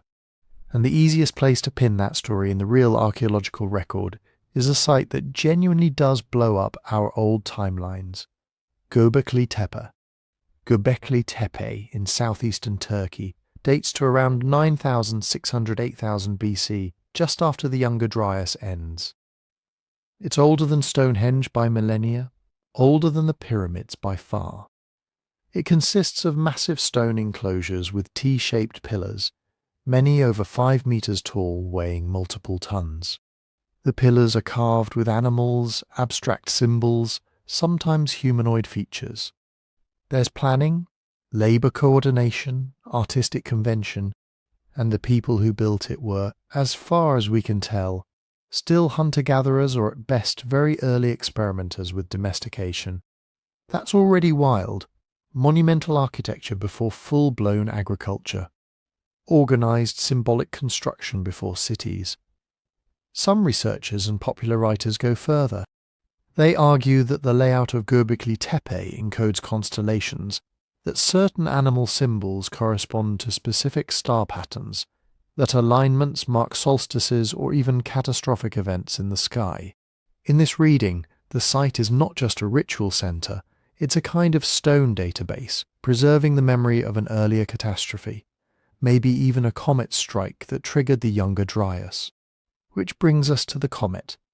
A group of scientists has proposed what's sometimes called the younger Dryas impact hypothesis, the idea that fragments of a disintegrating comet slammed into North America or onto the ice sheets around 12,900 years ago, causing widespread fires, injecting dust into the atmosphere, disrupting climate, and contributing to the sudden cold reversal and the extinction of big Ice Age animals like mammoths. Proponents point to things like microscopic spherules, elevated platinum levels, and burnt layers at some archaeological and geological sites. In the more speculative versions, Göbekli Tepe is interpreted as a memorial to this event. Its carvings a sky map of doom preserved by the survivors of a lost elite. Critics push back hard.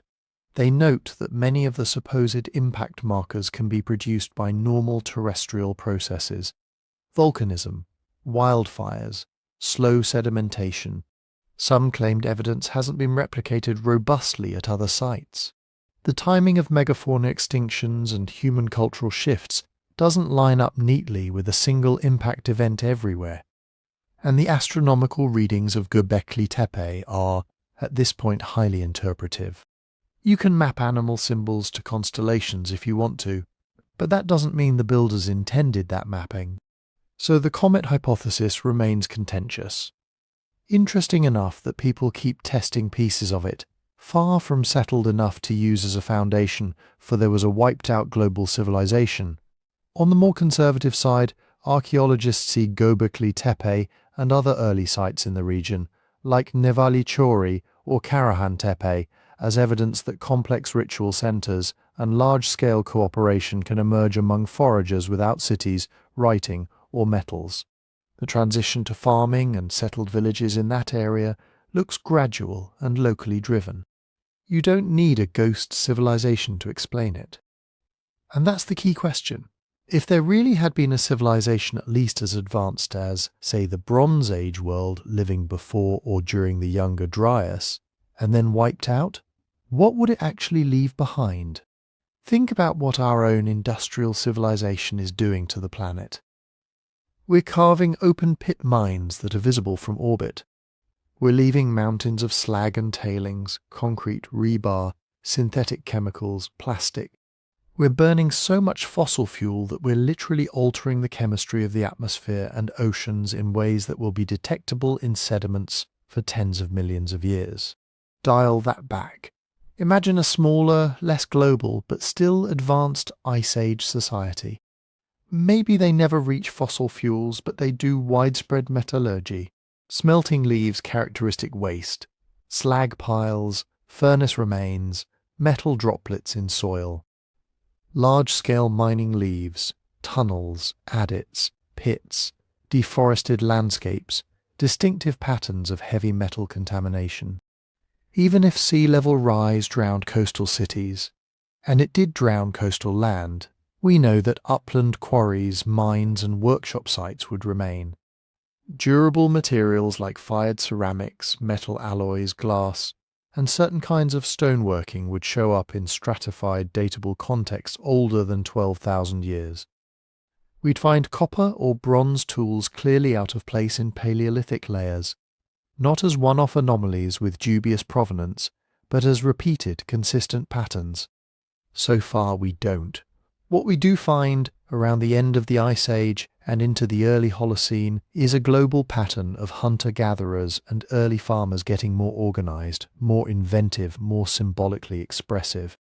We see the first large ritual complexes, the first hints of domestication, more intensive fishing, more specialized toolkits, more elaborate art. A long, messy region-by-region ramp-up, not a crisp before and after from lost tech society to us. The younger Dryas is real. Its climate whiplash is real. Human populations living through it absolutely would have experienced local collapses, migrations, and cultural breaks that could echo as world reset stories in later myth. Whether that includes memories of a truly advanced, now vanished Ice Age civilization is still an open question in the sense that science can't prove a universal negative. But right now, the extraordinary evidence you'd want to see Clear, repeated signs of industry, metallurgy, or global-scale engineering older than 12,000 years just isn't there. What we're left with is a powerful tension, a planetary near miss that feels like the perfect stage for a reset. Astonishing early monuments like Göbekli Tepe that show humans were ready to build big and think symbolically the moment conditions allowed. Myths of floods and fire and teacher gods arriving after catastrophe. And alongside all that, the sober reminder that compelling stories aren't data. If we're going to claim that our civilization is the seventh in a long, hidden line, we can't stop at "it would be cool if." We have to ask, where exactly are the fingerprints? Because if there really were 6 advanced civilizations before us, and if any of them were even close to what we are now, they shouldn't just haunt our myths. They should be burned into the rocks, which brings us to the people who say they've seen those rocks, or at least read about them in secret books. The idea that somewhere in hidden archives and private collections, the true records of those earlier worlds are locked away from public view. If you can't find the evidence in the ground, the next move is obvious. You put it in a book no one else is allowed to see. This is where secret record stories come in. Instead of ruins and artifacts, the proof for earlier civilizations is said to live in hidden archives, mystery schools, esoteric orders. The narrative shifts from "we haven't dug in the right place yet" to someone already dug, already knew and decided not to tell you. A lot of these stories trace back to a surprisingly small set of traditions. In the ancient world, big temple complexes did keep archives. Egypt, Mesopotamia, India, Mesoamerica. If you had a priestly class, you usually had stored texts, ritual instructions, astronomical observations, king lists. Access wasn't democratic. Literacy was rare. Knowledge was power. So you really did get a 2-tier system. Initiates on the inside, everyone else getting the edited public version. Fast forward to late antiquity and the Middle Ages, and those priestly roles morph into things like philosophical schools, Gnostic groups, Sufi orders, monastic libraries. Again, you see a pattern. Outer teachings for most people, inner teachings for those who commit to years of training and prove themselves trustworthy. That's not necessarily nefarious. Sometimes it's just a way of making sure complex ideas aren't garbled. But by the time you hit the colonial era, something else happens. European travellers arrive in India, Egypt, Tibet, West Africa, places with deep living traditions and piles of texts they can't read. They catch half-translated stories about cycles of ages, earlier worlds, lost cities. Those stories then get filtered through their own expectations, their own religious and philosophical agendas, and come home to Europe and America with an extra layer of drama. That's the soil in which movements like Theosophy grow. Theosophical writers in the 19th and early 20th centuries claimed access to hidden Mahatmas, or spiritual masters in Tibet and India, keepers of ancient wisdom preserved from vanished civilizations like Lemuria and Atlantis. They published elaborate cosmologies, root race theories, timelines of cycles and cataclysms. The sources, often secret books, astral reading, or teachings from masters whose identities and manuscripts could never quite be independently verified. Later esoteric groups recycled and remixed that material. You get claims that the Vatican holds proof of pre-flood technology in underground vaults, that certain Tibetan monasteries guard metal books or crystal discs from a pre-Ice Age world, that Egyptian temple priests maintained unbroken lineages stretching back to a civilization far older than any pharaoh on the king lists. Important distinction. These are claims. They might be preserving genuine fragments of older myths and memories. They might also be doing what esoteric traditions often do, using the authority of the hidden to make their particular worldview feel weightier, more cosmic. And that's the psychological engine behind suppression narratives. When someone says, "the real history is locked away by elites," it does a few powerful things at once. It explains the lack of public evidence. You don't see it because they won't show you. It flatters the listener. You're one of the few who can handle the truth. And it makes the story hard to disprove, because the proof is, by definition, somewhere you can't check. Rhetorically, it's very effective. Any pushback can be framed as part of the cover-up. Skeptical archaeologists become gatekeepers. Translators who disagree becomes biased censors. The absence of data becomes evidence of how deep the conspiracy goes. Now, to be fair, there are real-world practices that rhyme with this. There really are restricted collections. The Vatican Apostolic Library has sections only qualified researchers can access. Many monasteries in Asia and Europe have manuscripts that have barely been catalogued. Museums and universities have storerooms full of cuneiform tablets, ostraca, inscriptions that no one has gotten around to translating yet. Academic gatekeeping is also a thing. To publish certain ideas in serious journals, you need credentials, track records, and your argument has to be framed in a very specific technical language. That can absolutely make the system feel hostile to outsiders or to radical ideas that don't fit the current consensus. But there's a big difference between slow, imperfect, sometimes snobby human institutions and a coordinated global effort to hide 6 entire civilizations. If you want to navigate this without either swallowing every claim or dismissing everything as nonsense, there's a simple method you can use: chase the footnotes. When you hear that ancient Indian texts clearly describe flying machines from a previous age, ask, which text exactly? What verse? What manuscript? Can I see a scholarly edition or a critical translation, not just an esoteric summary? When someone quotes secret Egyptian priestly records, track the citation back.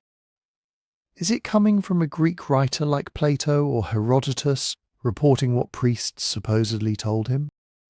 From a 19th century occultist paraphrasing what they heard from a local informant? Or from an actual hieroglyphic inscription you can find in a museum catalogue?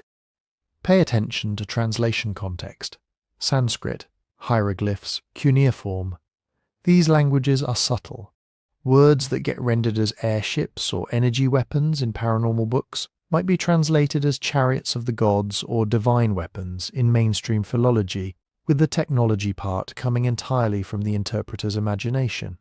And notice when an argument leans heavily on unverifiable authority.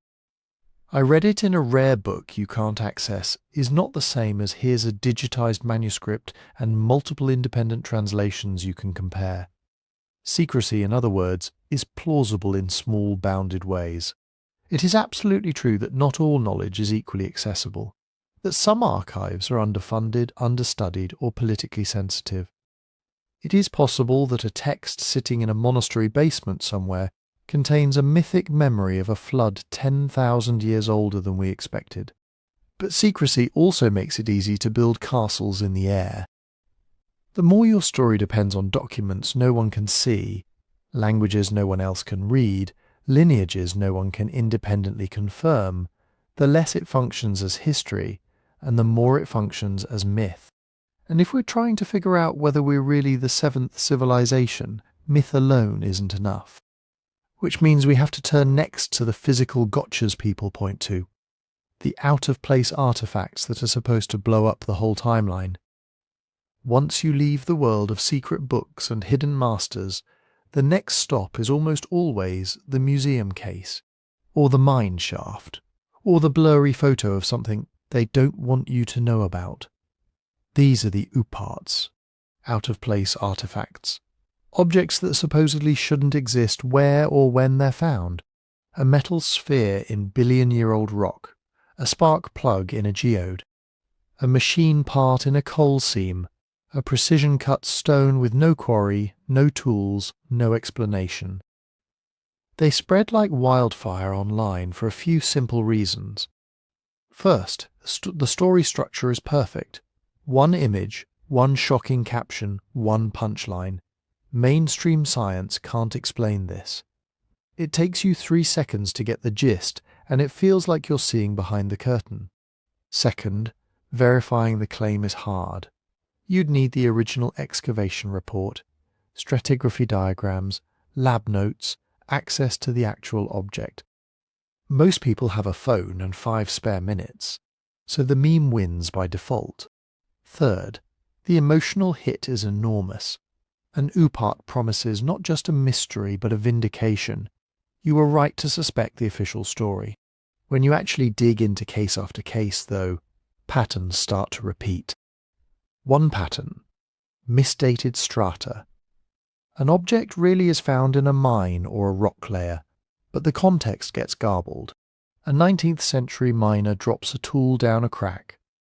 Decades later, someone chips it out from the coal seam and assumes it's as old as the coal.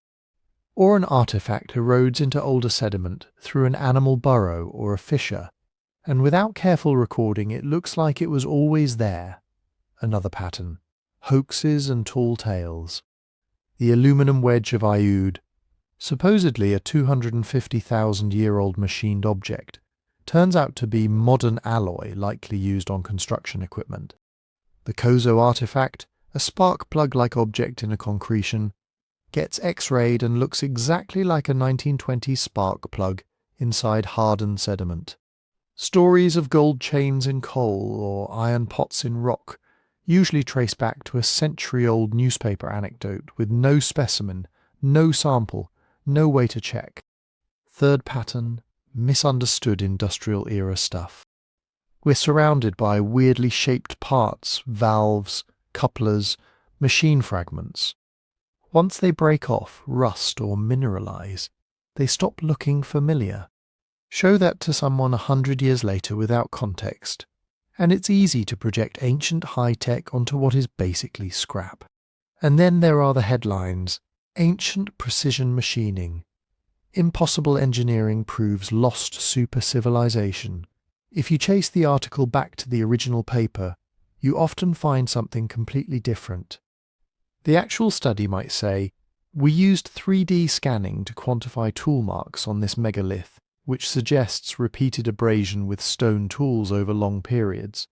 The headline turns that into laser-like cuts no one can explain. That doesn't mean everything is fake or boring. Real anomalies do exist. Archaeology and geology are messy, and the world does not always present itself in neat textbook diagrams. The important thing is what happens next. In science, a genuine anomaly isn't a mic drop.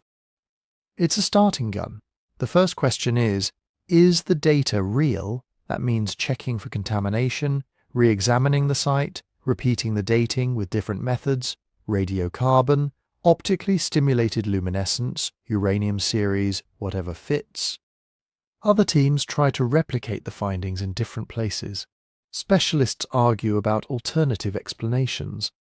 Sometimes the anomaly dissolves under better measurements. Sometimes it survives. When it does, models get revised. Neanderthal jewellery was once an anomaly. So were sophisticated stone tools older than our species. Both provoked long debates, multiple rounds of testing, and eventually a changed consensus. Other human species were smarter and more symbolic than we'd given them credit for. That's how a real shock to the system looks. Slow, contested, but cumulative. Megalithic precision is a great example of how this process works, and how the online version can drift. You hear claims like, "We can't replicate this today," or "These joints are so perfect, they must have used lasers." The Inca walls at Cusco, the polygonal masonry at Sacsayhuaman, the fitted stones at Baalbek, the casing blocks of the Great Pyramid, the drill cores from ancient Egypt, these all get pulled into the narrative. When engineers and stoneworkers actually study them, they find something impressive but not magical. You see long, patient abrasion with harder stones and sand, copper or bronze tools repeatedly hammered, sharpened and discarded, levering and pounding, ropes and sledges, wetting wooden wedges so they expand in pre-cut grooves and crack rock. Hundreds, sometimes thousands of labourers over decades. Trial and error over generations, with enough time and social organization, centimetre-level precision, or better, is achievable with simple tools. We know because modern experimental archaeologists and craftspeople have reproduced many of these techniques. Not at the full monumental scale, because no one is funding a second Giza plateau, but at a scale large enough to show the methods are plausible. Is everything fully understood? No. There are still arguments over exactly how certain blocks were transported, how specific cuts were made, how some drill marks were produced. But the gap is between we have several competing low-tech methods, and we know nothing. You don't have to smuggle in alien CNC machines to explain it. So what would a real, undeniable, civilization-shattering artifact look like? It would have to tick a few boxes at once. First, the context would be airtight. Not found in a rock in someone's garage, but excavated by a team in a sealed, well-documented layer, with stratigraphy photographed and logged. Ideally, multiple independent digs in different places. Second, the object itself would be unambiguous. Not this stone kind of looks like a gear, but something that only makes sense as advanced technology. A microchip-like structure with complex doping layers, synthetic polymers with cross-linked chains that don't form in nature, alloys with precise ratios and manufacturing signatures unknown before the Industrial Revolution. Third, the dating would have to survive attack. Different labs, different methods, converging on a time way outside the known technological curve. Not one lonely radiocarbon number, but a network of evidence. Associated fossils, volcanic ash layers, paleomagnetism, trapped charge dating. If we ever found a stainless steel-like component, made with 20th century grade metallurgy, inside an undisturbed, well-dated Miocene sediment layer, and it survived years of scrutiny, that would be a genuine game-changer. The textbooks would not quietly ignore it. Entire careers would form around explaining it, because overturning big ideas is how scientists become famous. Until something like that shows up, though, most alleged OOPArts sit in a different folder. Not definitely fake, not definitely proves Atlantis. More like, maybe. Interesting. Needs more data. That's the mindset that actually keeps you closest to the truth. Be curious enough to look up the excavation report. Suspicious enough to notice when all the sources loop back to a 1970s UFO magazine. Open enough to accept that sometimes the wild claim was onto something, but only after the evidence holds up under pressure. You don't have to choose between smug dismissal and blind belief. You can build a maybe shelf in your mind, where strange objects and odd results can sit while more information arrives. Because the real question isn't, are there any anomalies? There are always anomalies. The real question is whether those anomalies taken together demand an entire lost global civilization, or whether they tell a different, more complicated story about how humans and our stories evolve over time. To answer that, we have to zoom out from single objects and look at the bigger pattern. What could an earlier advanced civilization leave behind, and could we miss it? If you want to hide a stone hand axe, that's easy. If you want to hide a global industrial civilization, that's much harder. Because once you start burning through energy and rearranging the planet at scale, you don't just leave pyramids and statues. You leave chemistry. You dump weird ratios of carbon isotopes into the atmosphere and oceans. You concentrate heavy metals in odd places. You manufacture molecules that literally never existed before your species came along. That's the starting point of something called the Silurian hypothesis. It's named after a race of intelligent reptiles from an old British sci-fi show, but the idea itself is dead serious. A couple of planetary scientists asked if there had been an industrial civilization on Earth tens or hundreds of millions of years ago, what would we see now? And more importantly, what would we miss? They weren't thinking about Atlantis. They were thinking about exoplanets. How do you tell, from far away, if a planet once had industry that's now gone? Earth is the only test case we have. When they looked at our own footprint, they didn't start with skyscrapers. Buildings are fragile at geological timescales, give erosion, plate tectonics and glaciation a few million years, and even New York turns into anonymous sand. Instead, they focused on signals that get baked into the rocks. One is carbon. Our fossil fuel binge takes carbon that's been locked up underground for hundreds of millions of years and dumps it into the air in a geological eye blink. That leaves a very specific fingerprint, a rapid shift in the ratio of carbon-12 to carbon-13, combined with warming ocean deoxygenation and mass extinction patterns. When geologists look back in deep time, they do see events with somewhat similar signatures, spikes of weird carbon, rapid warming ecosystem crashes. They have names like the Paleocene-Eocene thermal maximum. Nobody thinks they're proof of dinosaur factories. They're explained by massive volcanic episodes, methane releases, changing ocean circulation. But the key point is this. If someone was looking at our time from 60 million years in the future, and all our buildings were long gone, they'd still see a sharp, global, industrial-looking signal in the rocks. That's the kind of thing a truly advanced civilization should leave. Synthetic materials are another. Plastics, for example, don't just vanish. They break down, fragment, and get buried. Already microplastics are in deep-sea sediments and Arctic ice. Some geologists think we're on track to create a distinct plastiglomerate layer, a mashup of plastic fused with sand and rock that could survive as a strange artificial rock for millions of years. Then there are industrial alloys, aluminum in high-purity forms, stainless steels, exotic superalloys.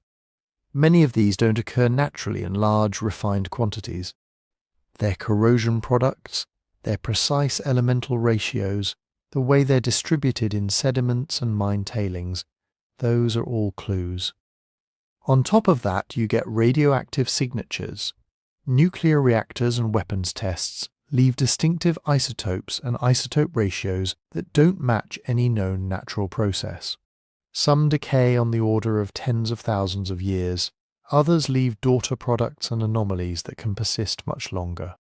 Stack all of this together, carbon shifts, metal concentrations, synthetic polymers, isotopic oddities, and you get what scientists sometimes call a technofossil layer, a chemical scar in the geologic record. If there was a truly global industrial-scale civilization, hundreds of thousands or millions of years before us, something like this should exist. Maybe not identical, but comparable. Not in one cave or a single core sample, but across multiple sites, in multiple continents, tied to a specific slice of geological time. So far we don't see that. We see local anomalies, weird events, natural catastrophes, but nothing that screams planet-wide industry before our own. That sounds pretty damning, until you remember how bad we are at actually sampling the planet. Most humans, and most complex societies, cluster along coasts and rivers. That's where the fish and fertile soils are. That's where trade routes form. That's where cities rise, but coastlines move. At the height of the last ice age, sea level was about 120 meters lower than today. Huge stretches of what are now continental shelves were dry land, prime real estate for human groups. Any coastal settlements from that time are now underwater, buried under meters of sediment. If an earlier civilization also loved coastlines, and why wouldn't it? A huge fraction of its cities would be in the same danger zone. Ice sheets melt, sea levels rise, shorelines retreat. Ports, warehouses, suburbs, all drowned, then smoothed over by waves, mud and time. Even on land, sites don't sit still. Civilizations are recyclers. If you find a nice hilltop with good water and good views, You don't build a brand new city next door to the old ruins. You build right on top of them. You quarry the previous city's stones. You reuse foundations. You melt down old metal. Layer after layer of occupation compresses into a single messy stack. We see this all over the world in the Near East. You get Tell's artificial mounds that are literally cities piled on cities. In Europe and Asia, medieval fortresses sit on top of Roman forts, which sit on top of Iron Age hill forts, which sit on top of Neolithic settlements. Archaeologically, that's time compression. Thousands of years of history can be folded into a few meters of debris. If there were an earlier high-tech layer under all that, later cultures would strip it, repurpose it, and overwrite it. By the time modern excavators arrive, the traces might be extremely fragmentary. So yes, there are blind spots, drowned coastlines, eroded floodplains, unexcavated tells, entire regions no one's ever surveyed. But the blind spots are shrinking. In the last couple of decades, archaeologists have gotten new superpowers. LiDAR, laser scanning from aircraft, can strip away vegetation in the data and reveal what's underneath. Hidden city grids under jungle canopy, terrace systems on mountain slopes, road networks you'd never see from the ground. Satellite imaging does something similar at larger scales. Subtle differences in plant growth, soil moisture, or surface texture can betray buried walls, canals, even whole lost towns. Algorithms can comb through petabytes of imagery looking for those faint signatures automatically. On the ground, radar and other geophysical tools let you see through soil without digging a single trench. Ground-penetrating radar, magnetometry, electrical resistivity, all ways of mapping foundations, pits and voids while leaving the site intact. And then there's the ocean. Underwater archaeology used to mean a few divers and some luck. Now you have multi-beam sonar, autonomous underwater vehicles, sub-bottom profilers.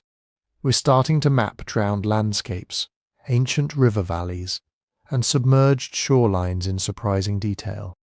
Put this together, and our ability to spot large-scale organized human activity, roads, fields, monumental architecture has exploded. Entire urban complexes in places like the Amazon and Cambodia have emerged from empty jungle. Dense networks of ancient sites are turning up on continental shelves and along paleo coastlines. So where does that leave the seventh civilization idea? On the one hand, absence of evidence is not evidence of absence. There are vast areas we still haven't sampled. Geological processes erase a lot. A civilization that was mostly coastal, that didn't burn much fossil carbon, that used biodegradable materials, that stayed relatively small and regionally contained. It could be surprisingly hard to see after hundreds of thousands of years. On the other hand, scale matters. A truly global advanced civilization shipping goods between continents, mining at industrial levels, altering the atmosphere, using complex synthetics, should leave global, industrial-looking fingerprints. Not just myths and a handful of ambiguous objects, but big, coherent signals in the rocks and sediments that multiple scientific fields would keep stumbling over. We haven't found that layer yet. That doesn't close the case. It just sets the bar. If we're going to claim 6 whole civilizations before ours, we have to ask, do the stories and anomalies we've looked at so far rise to that level?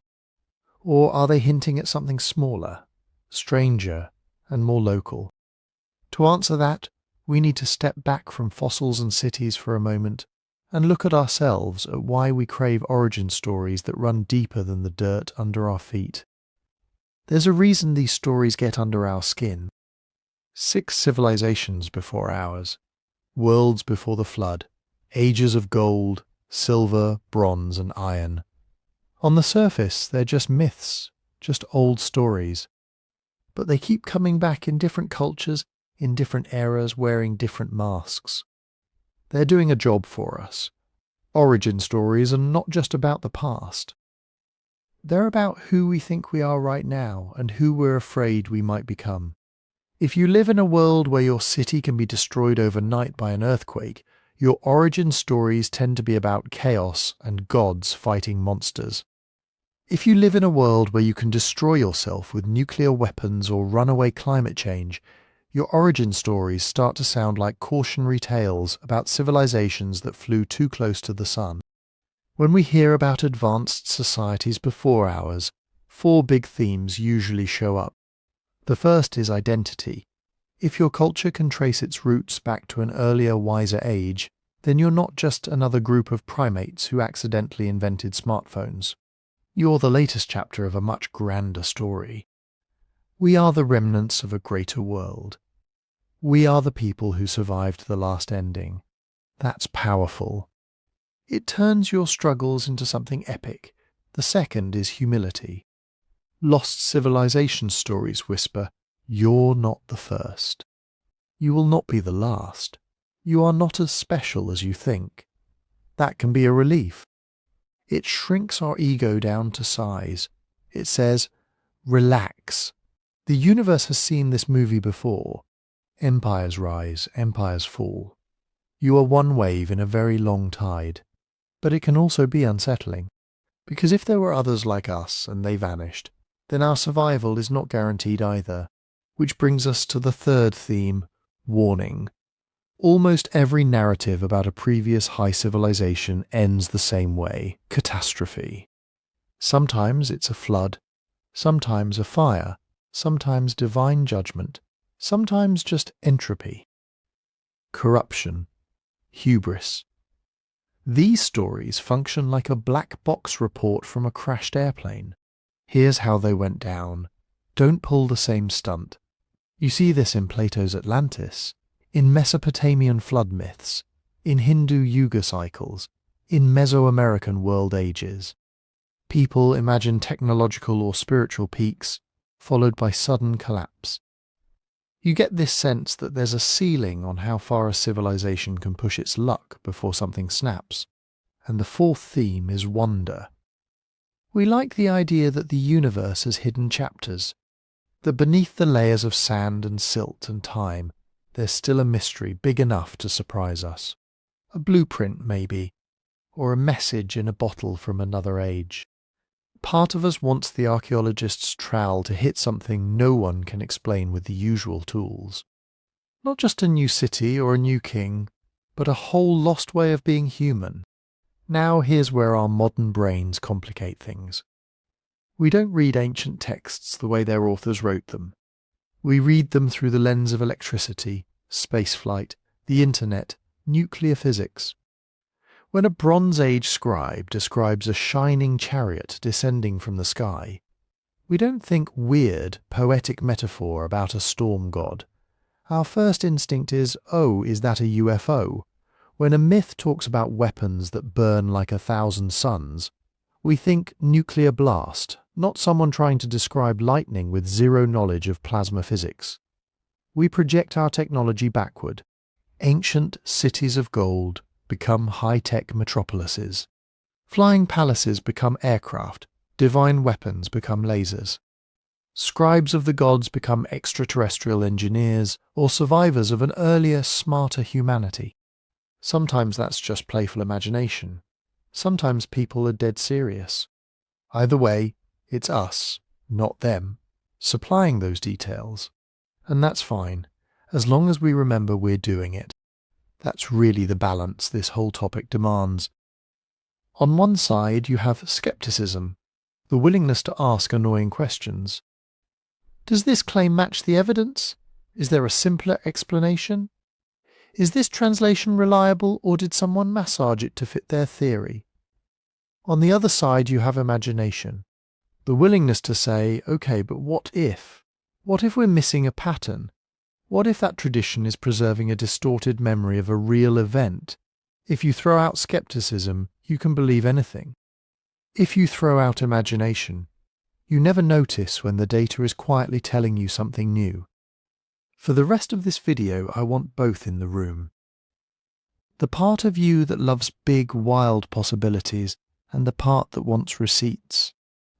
Speaking of big possibilities, there's one quick thing to mention before we dive into ranking these 6 alleged civilizations. If you're the kind of person who watches long videos about deep time, myths, and lost worlds, you are exactly the person we wrote a book for. We put together a sleepy time history book that takes this same kind of slow, story-driven journey through other strange corners of the past, civilizations, disasters, turning points, designed to be calming enough to fall asleep to, but detailed enough that you actually learn something along the way. If that sounds like your kind of thing, you can find it at sleepytimehistory.com, and there's a discount running this week. No pressure at all, but if you want a way to keep exploring this stuff offline, that's there for you. Now back to our 7 civilization puzzle. We've collected the raw material: myths, religious texts, anomalous artifacts, geological clues, and the very real constraints of archaeology and planetary science. The next step is to put them on the same table and start sorting. Which of the 6 alleged worlds before ours have at least some support from independent evidence, climate events, real cities under later cities, datable floods, cultural continuity? Which ones fall apart the moment you tug on their timelines, or check their sources? Where are the genuine mysteries that even conservative scholars admit we haven't fully explained? And where are we mostly looking at misunderstandings, mistranslations, or 19th century speculations that refuse to die? We're going to rank these 6 candidates from most grounded in something real to almost certainly symbolic, invented, or wildly stretched. And as we do that, keep that 2-part mindset handy. Let your imagination lean in when a story lines up with surprising data. Let your skepticism speak up when the evidence gets thin or selective. Because if we're ever going to seriously argue that we are the 7th civilization, we need to know which, if any, of the previous 6 even make it past the first round of scrutiny. So let's start that ranking, beginning with the traditions that have the strongest anchors in archaeology and history, and then working our way out to the edges where the questions get bigger and the ground beneath our feet starts to feel a lot less solid. To keep this honest, we need some ground rules. Let's build a simple framework we can use for all 6 previous civilizations. 4 questions, same ones every time. First, textual tradition strength. Are we dealing with a vague myth mentioned once, or a set of texts copied, commented on, argued over for centuries? The more stable and detailed the tradition, the better chance it's preserving something. Second, archaeological support. Do we have ruins, layers, bones, tools that line up roughly with what the story is talking about? Not perfect matches, those never happen, but enough overlap that we can say, yeah, this part belongs in the same universe. Third, geological plausibility. If the story claims a world-destroying flood, do we see evidence of massive flooding in that region at roughly the right time? If it claims cities sunk beneath the sea, do we see any sign of that on the ocean floor, or at least major sea level rise that could drown coastal settlements? And fourth, independent corroboration. Do other cultures or other sciences point to the same kind of event without being obviously copied from the same source? When you run our 6 candidates through that filter, you don't get certainty. But you do get a spectrum from this is almost certainly a cultural memory of real disasters and real social collapse to this is probably a philosophical story that people later took way too literally. Let's start on the stronger end. Mesopotamia's Antediluvian world and India's cycles of ages both score high on textual tradition. You're looking at literatures that go back thousands of years with multiple versions, commentaries and cross-references. On the archaeological side, Mesopotamia does very well because we can literally dig down through stacked cities. We see older urban layers under later ones. We see flood deposits in some places. We see long sequences of kings, interrupted by periods where sites are abandoned or radically reorganized. That doesn't prove a single global deluge, but it absolutely fits a pattern of repeated, serious river floods and political resets being mythologized as the world before the flood, and the world after. Geologically, that's solid too. The Tigris-Euphrates region is flood-prone. Sea levels have fluctuated. There were real, terrifying inundations in deep prehistory, like the filling of the Black Sea basin that could echo through stories. Independent corroboration, you get flood stories and before-after language all along the Near East. It's not one scribe's fan fiction, it's a regional trauma response. India's yugas are more cosmic and abstract, but they also sit on top of real old cities and real deep time.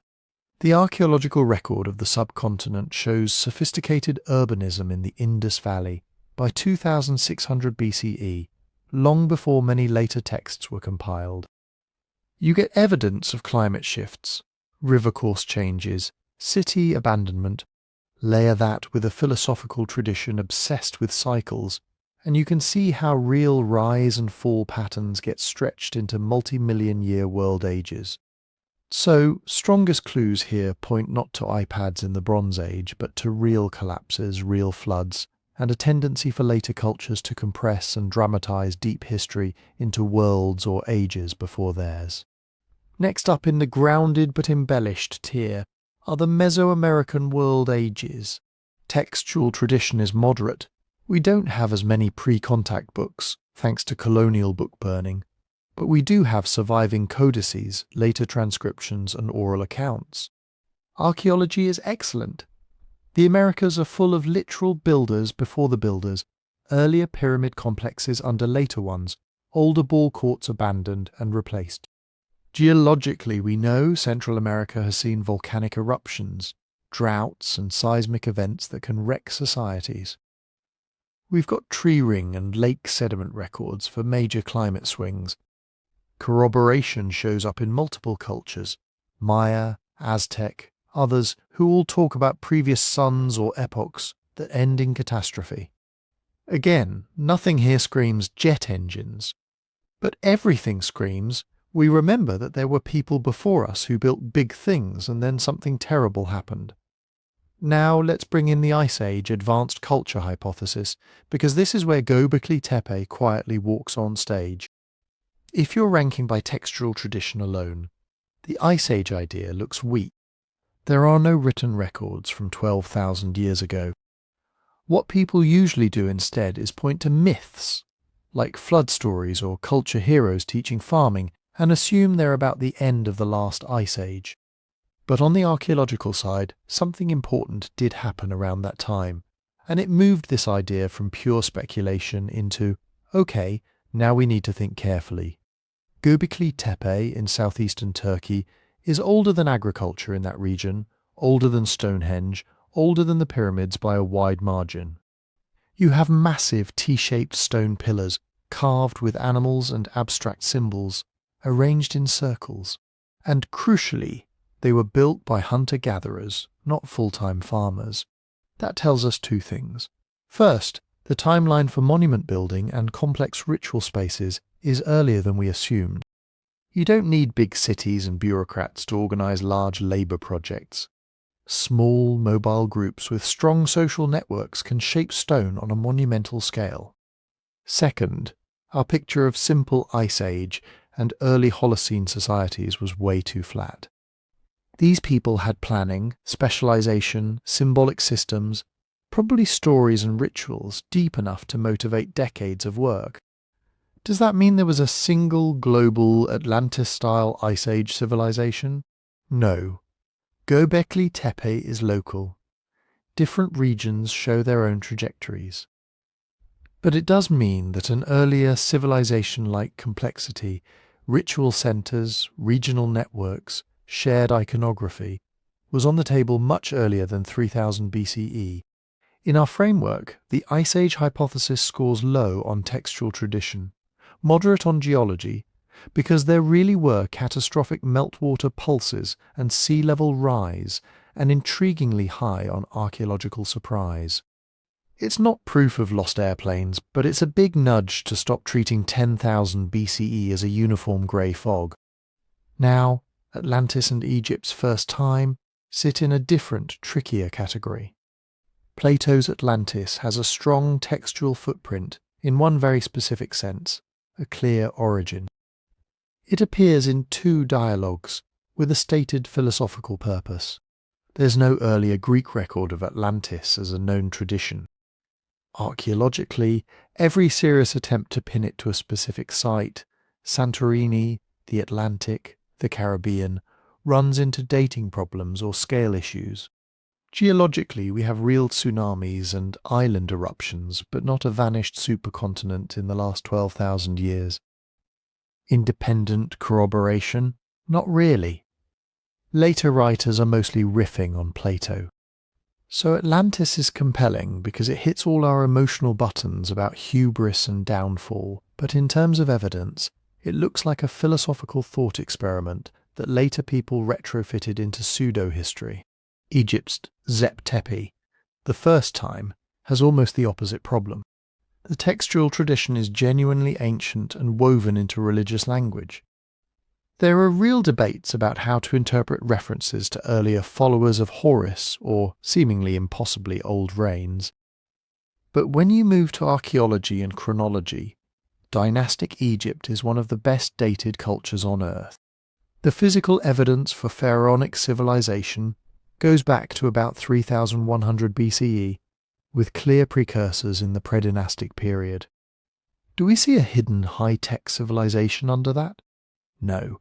We see continuity, gradual elaboration of tombs, administrative complexity, experimentation that leads up to the classic Old Kingdom pyramids. The earlier talk looks more like mythic deep time and divine rule layered onto a very real, very traceable human story. So where does that leave our six? Mesopotamian Antediluvian worlds, Indian Yugas, and Mesoamerican ages. Strong candidates for cultural memories of real floods, climate swings and collapses, translated into mythic language. The Ice Age advanced culture idea? Not supported as a single global civilization, but no longer easy to dismiss, thanks to sites like Göbekli Tepe and early monumental traditions that blur the line between foragers and civilized builders. Egypt's first time and Plato's Atlantis. Powerful narratives, deeply meaningful to the cultures that carried them, but with weak archaeological and geological anchors for literal earlier high-tech societies. They tell us more about how people thought about origins than about any hidden layer of skyscrapers under Giza, and this is where that last piece of the framework comes in: uncertainty. We don't have to pretend we know exactly what every myth refers to.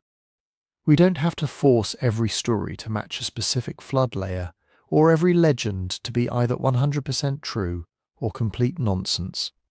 Uncertainty here is not failure. It's the frontier. It's the space where new digs, new dating methods, new translations can still surprise us. If there were 6 civilizations before ours, whether you define civilization as cities and writing, or as any large-scale monument-building culture, the only honest way to find them is to live in that frontier, to let the stories nudge us toward real questions, and let the rocks, bones and sediments answer in their own slow language.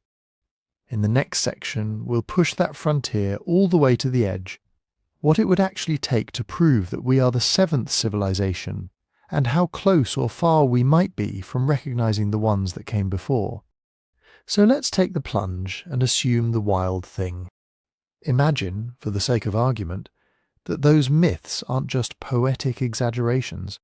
Imagine there really were 6 previous rounds of complex technological monument-building human societies before ours. Not necessarily starships and laser guns, but something at least on the level of classical Rome, medieval China, maybe even the early Industrial Revolution. What would that actually mean? First, history wouldn't just need a rewrite.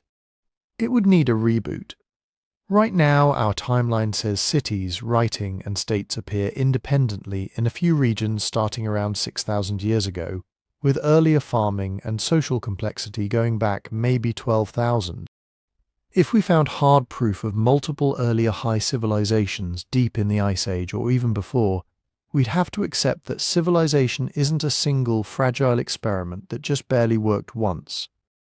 It would be a repeating pattern, a phase change that humans slide into whenever conditions and knowledge cross a certain threshold, that would radically upgrade our estimate of human capability. Because then the story wouldn't be, we got lucky once in Mesopotamia and it spread from there. It would be, given enough time and relative stability, humans almost inevitably climb to large-scale complexity, over and over. But there's a darker side to that.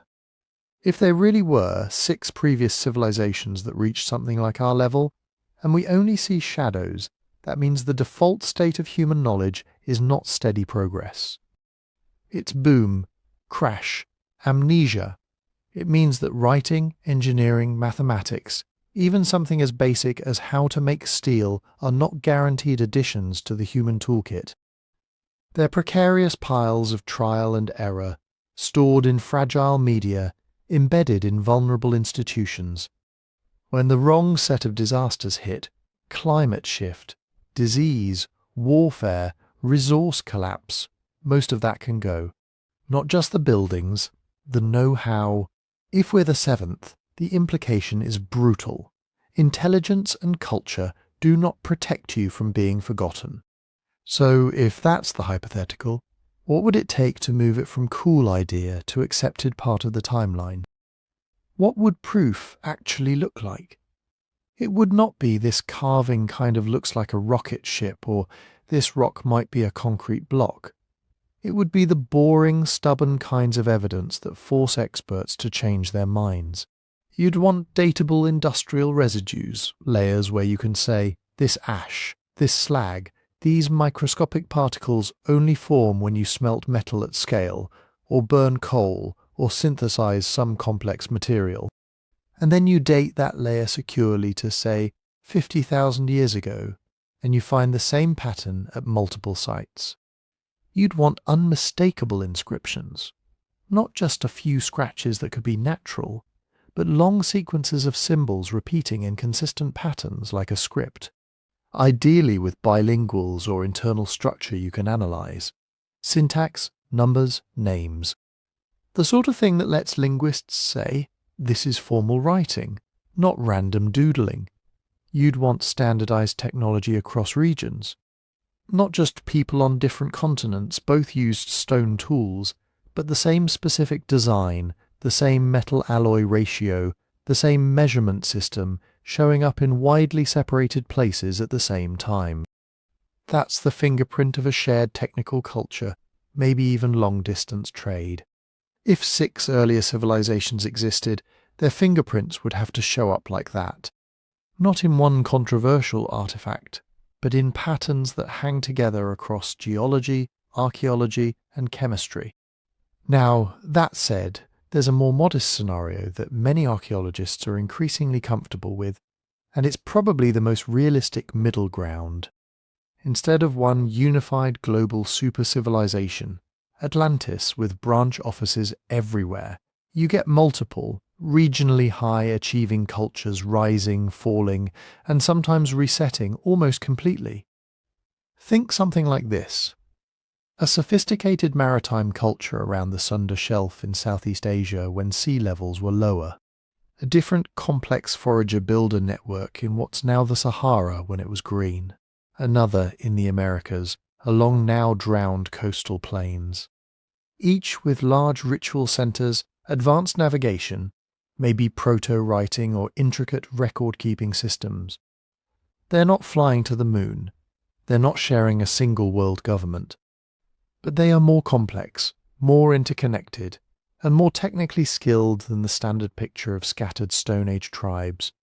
And when climate shifts, coastlines roar inward, or key rivers vanish, those cultures fragment.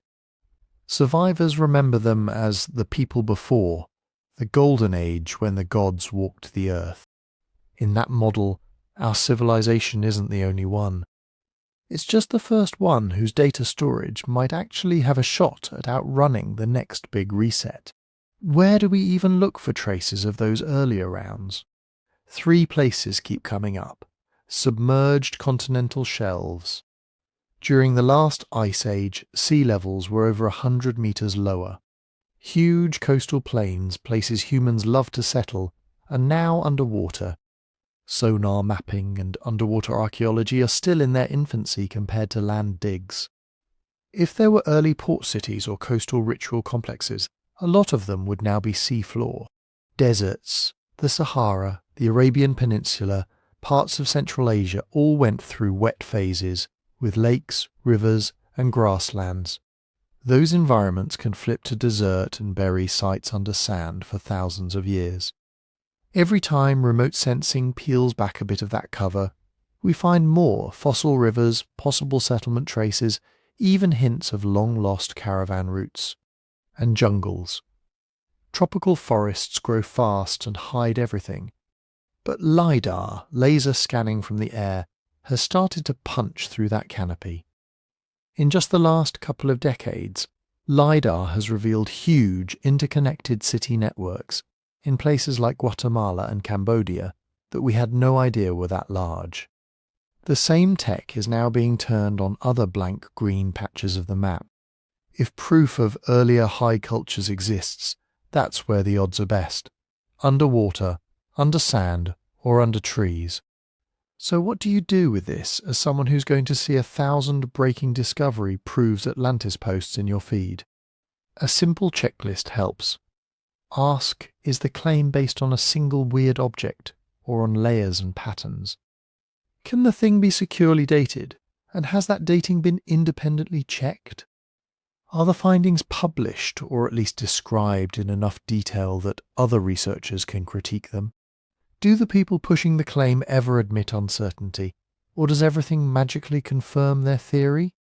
And most importantly, does the proposed civilization leave multiple independent fingerprints, materials, structures, residues, symbols, or just one ambiguous photo with all the context missing? If you run new claims through that filter, you won't catch everything, but you'll dodge a lot of nonsense, and you're left with a bigger nagging question. If we really are the seventh civilization, or even just the latest in a long line of forgotten high cultures, what, if anything, are we going to do differently with that knowledge? Because if 6 rounds have already come and gone, then the mystery isn't just who they were. It's why they couldn't last. And that's where we're headed in the final stretch. Not deeper into speculation, but into what this whole idea should do to our sense of wonder, our sense of humility, and the way we read the next surprising clue that comes out of the ground. So here we are, at the edge of the map. We've walked through 6 alleged earlier civilizations: Babylon's antediluvian world, Egypt's Tepi, Plato's Atlantis, India's Yugas, and vanished cities, the Mesoamerican world ages, the Ice Age culture reset idea. And if you zoom out, they all start to look like different languages trying to describe the same ache. On one side you've got mythic memory, floods that erase whole peoples. Golden ages when knowledge was greater, lifespans were longer, the gods or those who came before walked among humans.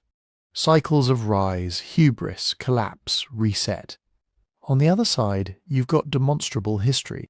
Bricks you can date, bones you can measure, charcoal in a layer that you can radiocarbon, pottery styles that change slowly enough you can build a timeline out of fragments.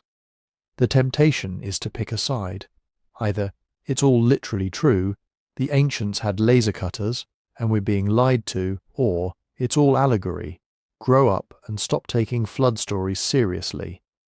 The honest answer lives in the tension between those, because myths are not excavation reports, but they aren't random either.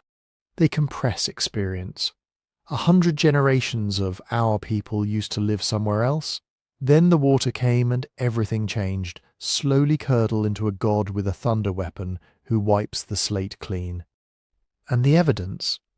The evidence is stubborn. It will not move just because a story is poetic or a theory is clever. Layers are where they are. Isotopes do what they do.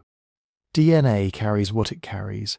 So the stance that actually gets us somewhere is curiosity first, evidence always, certainty only when it's earned. That means being willing to entertain wild possibilities. Maybe there really were complex Ice Age seafaring cultures. Maybe there really were builders before the builders in more places than we've yet found, while still demanding the boring, checkable, lab-repeatable stuff before we say, okay, that's on the timeline now. It means you can respect the intuition that something big might be missing without lowering the bar for what counts as proof. This is harder than it sounds, because our brains hate uncertainty. We want a team jersey, secret seventh civilization truther, or smug debunker. But the history of science is mostly people living in the uncomfortable middle. Plate tectonics was a fringe idea until the data stacked up. Deep time itself, millions and then billions of years, was a scandal until multiple lines of evidence all pointed the same way. The same thing will be true if we ever confirm an earlier high civilization. It won't be one dramatic artifact. It'll be too many converging clues to ignore. Until then, we're in the fun, frustrating phase. We get to speculate, and we have to be patient. So here's where I'd love to hear from you. Of all the candidates we talked about, the Antediluvian Mesopotamian world, Egypt's first time, Atlantis, India's Yugas, the Mesoamerican ages, the Ice Age reset idea, which one strikes you as the most plausible or at least the most haunting? And why? Is there a particular story, site, or piece of evidence that sticks under your skin?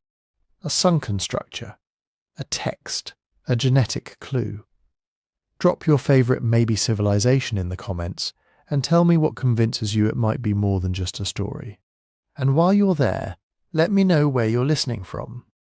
One of the weird joys of doing this is realizing that people are listening to the same human origin story from apartments in Berlin, farms in India, dorms in Brazil, night shifts in Canada.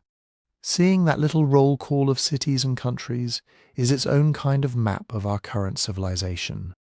If you've made it this far and this kind of deep time detective work is your thing, it genuinely helps if you tap like, leave a comment, and subscribe.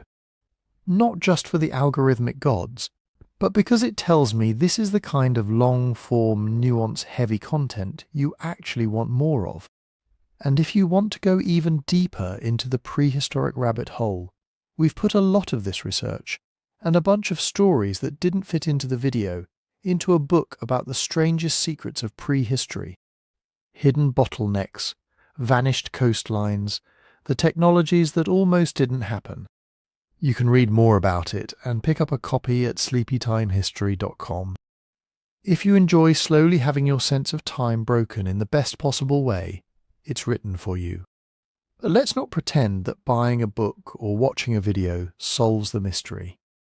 For all we know right now, there are ruins under 100 meters of water off some forgotten coastline. Petrochemical residues in a drill core that no one has bothered to analyze for human fingerprints. A cave somewhere with inscriptions that don't match any known script, sealed behind a landslide 10,000 years before the pyramids. Some future diver or grad student or satellite will stumble over the next clue, and when they do, we'll have a choice about how to meet it. With wonder, instead of, that can't be true because it isn't in my textbook. With humility instead of, this finally proves my favourite theory and nothing else.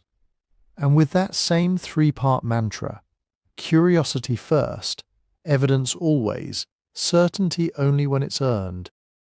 If we really are the seventh civilization, then we're standing in a long line of people who all thought they were the first and the last. None of them knew which of their buildings would become bedrock, which of their stories would outlive the stones. Neither do we. So maybe the best way to end is with a question you can carry with you the next time you see some headline about a mysterious discovery. If someone, 1,000,000 years from now, dug through the ruins of our world, what one trace would you hope they'd find that says, they were here? They were clever. They tried?